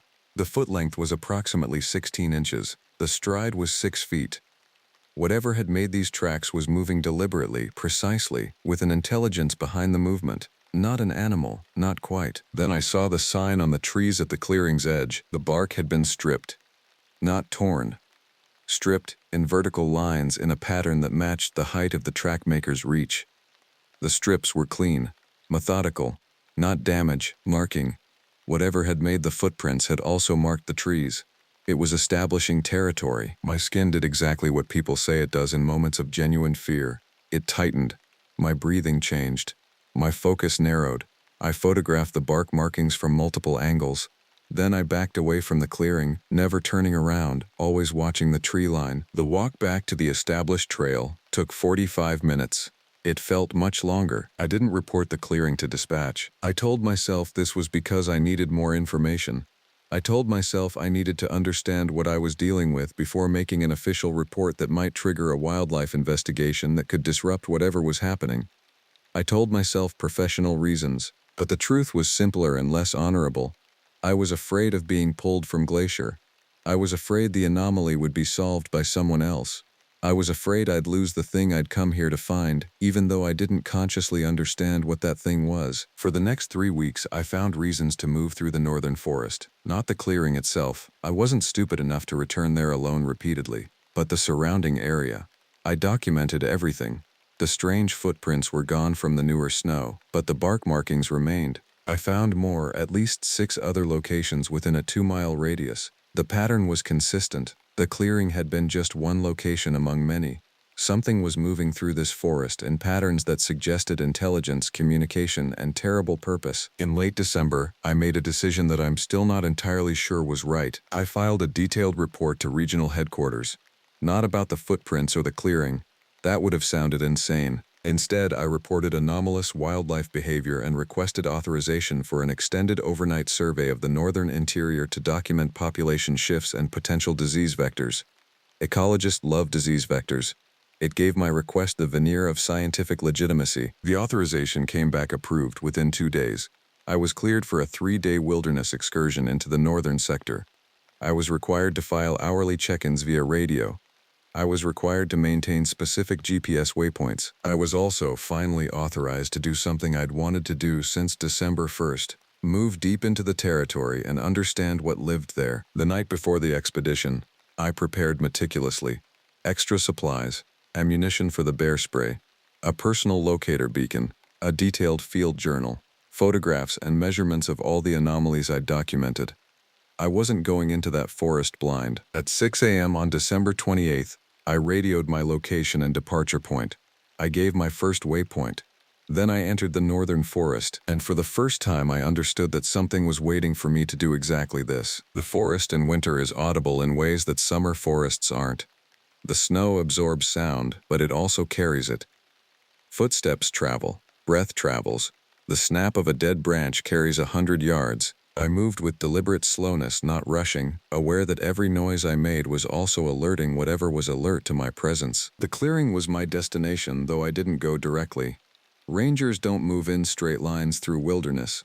I approached from an angle, giving myself potential escape routes, moving along contour lines where the terrain gave me advantage. It took 4 hours to cover what would have been a 90-minute direct walk. By 2 p.m. I was at the clearing's edge. The snow had continued since my last visit, covering much of the earlier disturbance, but the bark markings on the trees remained visible. And in the snow, fresh in the last 24 hours, were tracks, multiple sets. The same pattern as before, the strange gait, the unusual weight distribution, the deliberate precision of movement. I radioed the first waypoint and used the radio signal as a record of my location. I was in the northern sector, coordinates precise, equipment functioning, dispatch acknowledged. They would expect my next signal in 1 hour. I entered the clearing. Immediately, the quality of air changed. It wasn't temperature, the thermometer reading was consistent. But something about the way the air moved, or felt, or existed was different. The snow on the ground was disturbed and disturbed again. Layers of prints, compressed and overlapped, suggested multiple passages. The creatures, and I was now thinking of them as creatures, not wildlife, not anomalies, had been here repeatedly, recently, possibly days. In the center of the clearing, something caught my eye. It was a depression in the snow, roughly circular, 6 feet in diameter. Inside the depression, the snow was darker, discolored, almost black in places. I approached it slowly, carefully, and understood what I was seeing before I wanted to. Blood. Old blood. Deep in the snow, frozen, suggesting something had been here. Something had been hurt here. Or something else had been hurt here, killed here, consumed here. I knelt beside the discolored area and touched the snow. It came away on my fingers cold and slightly granular. It was definitely blood, more than you'd lose from a simple wound, a significant amount. Whatever had happened in this clearing, it had involved violence and significant fluid loss. I photographed, I measured, I documented the evidence with the precision of someone who has worked crime scenes, because fundamentally this was a crime scene. Nature had a violent event. Something had either been killed here or had killed something here. Then I heard the sound. It came from the forest beyond the clearing, from the northeast, a distance I estimated at 200 yards. The sound I'd been hearing since October, that low, sustained note. But closer now, clearer, and it wasn't one sound, it was multiple sounds, layered. They almost created a chord, almost created something that might have been language. The sounds continued for 30 seconds, then stopped. The silence after was worse than the sound. I stood, hand on my bear spray, every instinct alert. Nothing emerged from the forest. The clearing remained still. The trees looked back at me with their blank, marked bark. I waited. Every fiber in my body wanted to run. Professional training kept me standing. 5 minutes passed. Nothing. 10 minutes. Still nothing. I forced myself to think systematically. The sounds could have been animals, elk, cows in distress perhaps. Mountain lions are rarely vocal, but they can be. The clearing's geography made sound echo in confusing ways. There were rational explanations. There were also the footprints, the patterns, the deliberateness. At 2:45 p.m., I radioed my second waypoint. The dispatcher asked if everything was normal. I said yes, everything was normal. My location was good. My supplies were good. I would check in again at 4 p.m. I spent the next hour documenting the clearing in exhaustive detail. Photographs from every angle, measurements, documentation of the blood site, evidence collection. I took samples of the discolored snow, placed them in sterile containers, labeled them. I photographed the bark markings again. I noted the pattern of the footprints, the spacing, the directional flow. What I was assembling was not a report about wildlife behavior. What I was assembling was an attempt to prove that something intelligent, something predatory, something unknowable, was moving through this forest. At 4 p.m., I radioed my third waypoint and began moving. Not in the direction of the cabin, but deeper into the northern forest, following the track patterns I'd observed. I wanted to understand the territory these creatures were using. I wanted to understand their range. The forest deepened. The trees grew older, larger, more densely packed. The snow became harder, crusted with wind-formed layers. I was moving at maybe a mile per hour, constantly alert, constantly documenting. At 5:30 p.m., the light began to fail. Real winter darkness comes early and completely. By 6 p.m., it would be dark enough that moving through forest became genuinely dangerous. I was authorized for an overnight stay, which meant I could establish a camp and wait for morning. But the thought of being stationary in this forest, in this darkness, with whatever was out here, I pushed that thought down. Professional decision-making. I found a defensible location, a dense cluster of trees with good sight lines and a rock formation that provided backing. I established camp. Gear arranged, fire started using the portable stove. No open flames, but heat source. Visibility maintained. Radio on the channel, volume up. At 6 p.m. I radioed in my overnight location. The dispatcher seemed surprised by the request. Solo overnight in remote winter wilderness was authorized but uncommon. I assured them everything was secure. They said they'd expect hourly check-ins overnight, standard protocol. The night was the longest night of my life. I didn't sleep. I told myself this was professional. Someone on overnight watch maintained surveillance. The truth was, I was terrified of losing consciousness. I sat with my back to the rocks, bearing spray in one hand, high-powered flashlight in the other, and I watched the darkness. The sounds came periodically, those low, sustained notes. They echoed through the forest, making it impossible to determine their exact origin. Sometimes they seemed close, sometimes distant. Once the sound was so loud and so deep that I felt it vibrate in my chest. Whatever made those sounds was communicating, discussing, planning. Around midnight, I heard them moving. Not sounds, physical movement. Footsteps in the snow, something massive moving through the forest, maybe 100 yards from my position, moving deliberately, checking something, then moving on. Something else answered from the opposite direction. These creatures were coordinating. They were intelligent. I sat in the freezing cold with my bear spray and my fear, and I understood that I'd found something real. By morning, I was exhausted beyond reason. My hands were shaking from cold and adrenaline. My eyes felt like they'd been sandpapered. My thinking was scattered, disconnected, moving in loops. But I was alive, and I understood something that I hadn't truly grasped before. I needed to leave. Not leave Glacier. Not leave my position. Not leave the ranger service.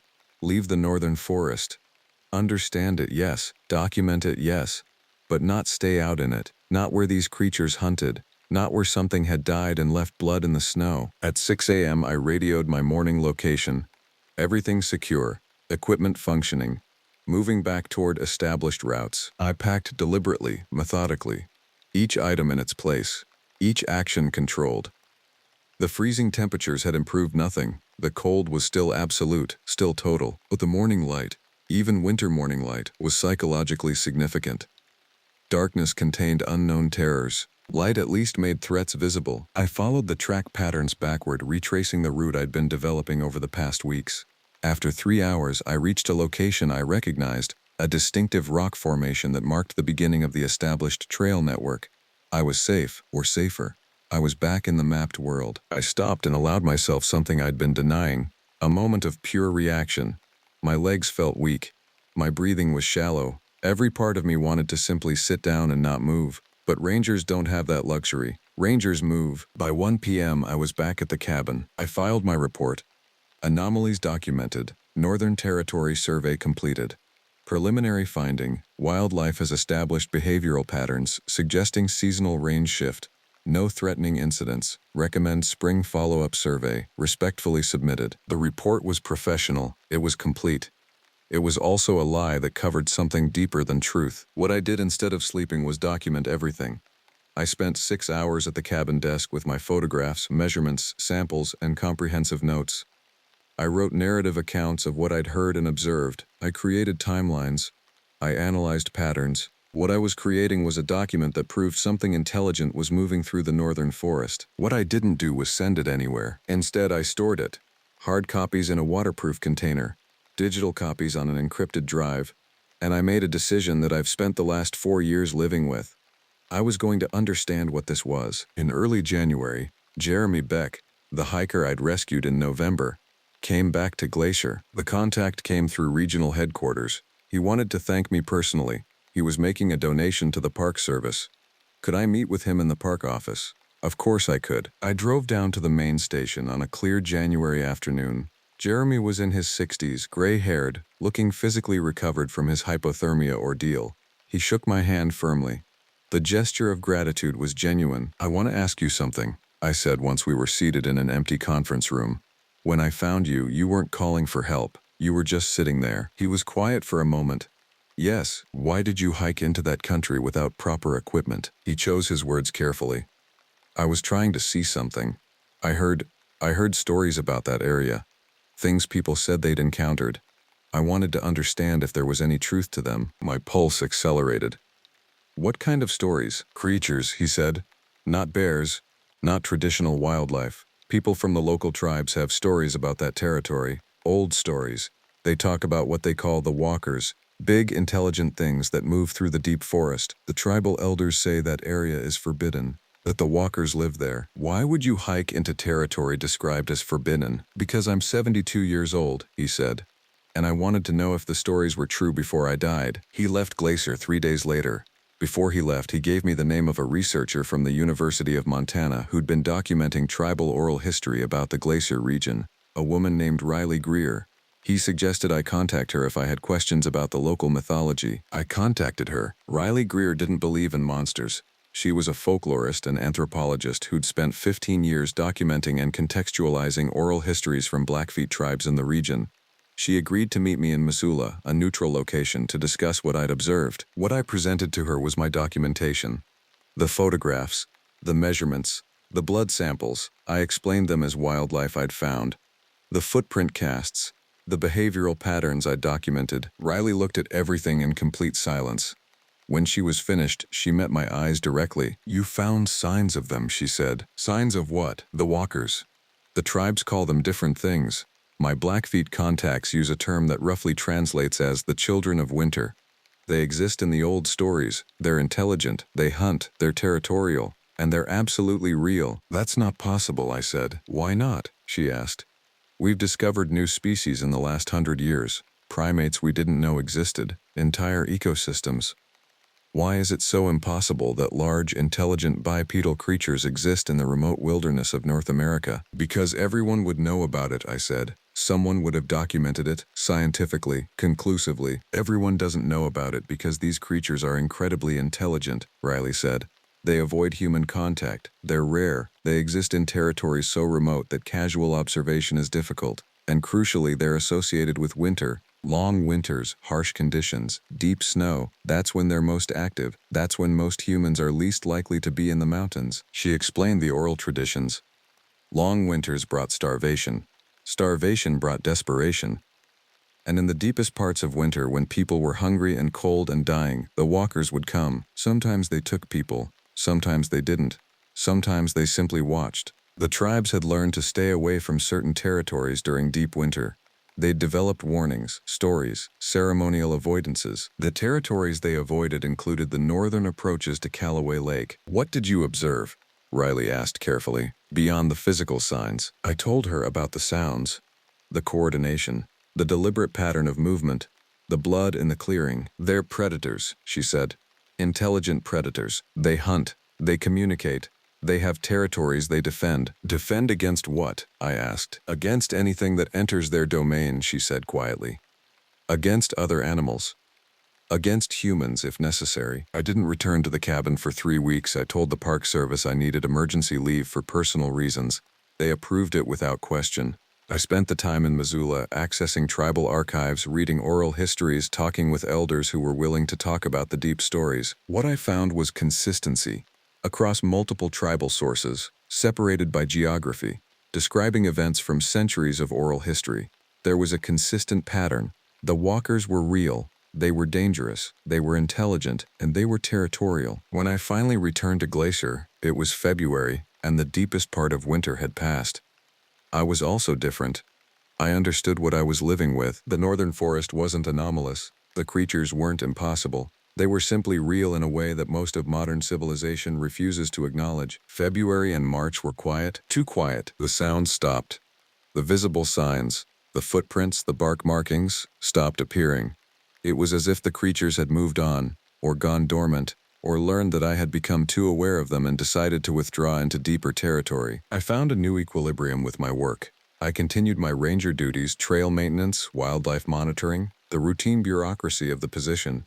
I filed reports that didn't mention anything unusual. I checked in with dispatch regularly. I existed in the official world while simultaneously existing in the unofficial world, the reality that Glacier National Park contained something the Park Service didn't acknowledge. In April, as spring began its slow approach, I started noticing something different.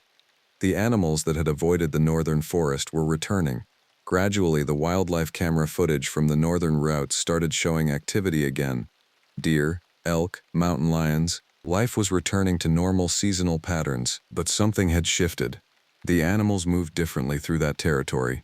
They moved carefully, they avoided certain areas, they moved in groups rather than alone. The predators and prey both seemed to understand a geography that required careful navigation. In late April, I found a dead elk on the northern approach. It was killed with surgical precision. The kill itself was efficient. The predator had taken it from behind, broken the spine, severed the spinal cord. No prolonged struggle, no suffering beyond the moment of contact. The death had been professional. The elk had been positioned deliberately, placed on a small rise where it was visible, arranged carefully. It wasn't a carcass left after feeding. It was a placement, a communication. The kill pattern matched the blood traces I'd found in the clearing 6 months earlier. The same predator, the same method, the same intelligence. I photographed the elk and its position. I documented the surrounding area. I noted the footprints around the carcass, and I understood what the placement meant. The creatures had acknowledged that I existed. They had shown me that they understood the rules of the territory they inhabited, the rules of predator and prey, the rules of survival. I radioed in a wildlife report. An elk found dead, likely recent predation activity, possibly mountain lion. The dispatcher asked if I wanted an investigation team. I said no. The kill was clean. The predator was operating normally. No human threat, no intervention needed. At this point in my life, I've been at Glacier for 4 years. I'm still the ranger at Callaway Lake. I still file my reports. I still maintain the trails and monitor the wildlife. I still exist in the official world with its protocols and paperwork and authorizations, but I also exist in the other world, the real world, the one where the forest contains intelligence and danger and something that has learned to coexist with human presence by teaching humans respect through careful demonstration. I've never reported what I found. I've never published the photographs or the measurements. I've never told anyone at the Park Service anything beyond the surface details. But I have documented everything. I have created a complete record, narrative, visual, analytical, of the creatures that live in the northern forest of Glacier National Park. Sometimes I think about sending the documentation somewhere, a university, a research facility, somewhere that might take it seriously. But I also understand that doing so would result in expedition teams, scientific investigation, capture attempts. It would result in the creatures being discovered, studied, potentially destroyed. So I keep the silence. I keep the documentation. I continue my work, and occasionally, usually in deep winter when the snow is heavy and the cold is complete, I drive out to the northern approach and I park, and I listen. The sounds come sometimes, those low, sustained notes that might be language, might be song, might be something I don't have the biology to understand. I don't respond to them. I simply listen. I understand now why I came to Glacier. I needed to disappear into a place real enough to contain something as real as the creatures that live here. I needed to be isolated enough to understand that isolation means something when you share your territory with intelligence that acknowledges your presence. The forest has weight. It always has. But now I understand that weight isn't metaphorical. It's the weight of years of survival. The weight of intelligence that has learned to hide in the deepest parts of wilderness. The weight of something that existed long before humans arrived and will exist long after we're gone. I'm still here. I'll probably always be here. The northern forest suits me, and the forest, I think, has learned to accept that I'm not a threat to it. As long as I respect the boundary between the world I came from and the world that truly exists beyond the trees, that boundary is carefully maintained, on both sides.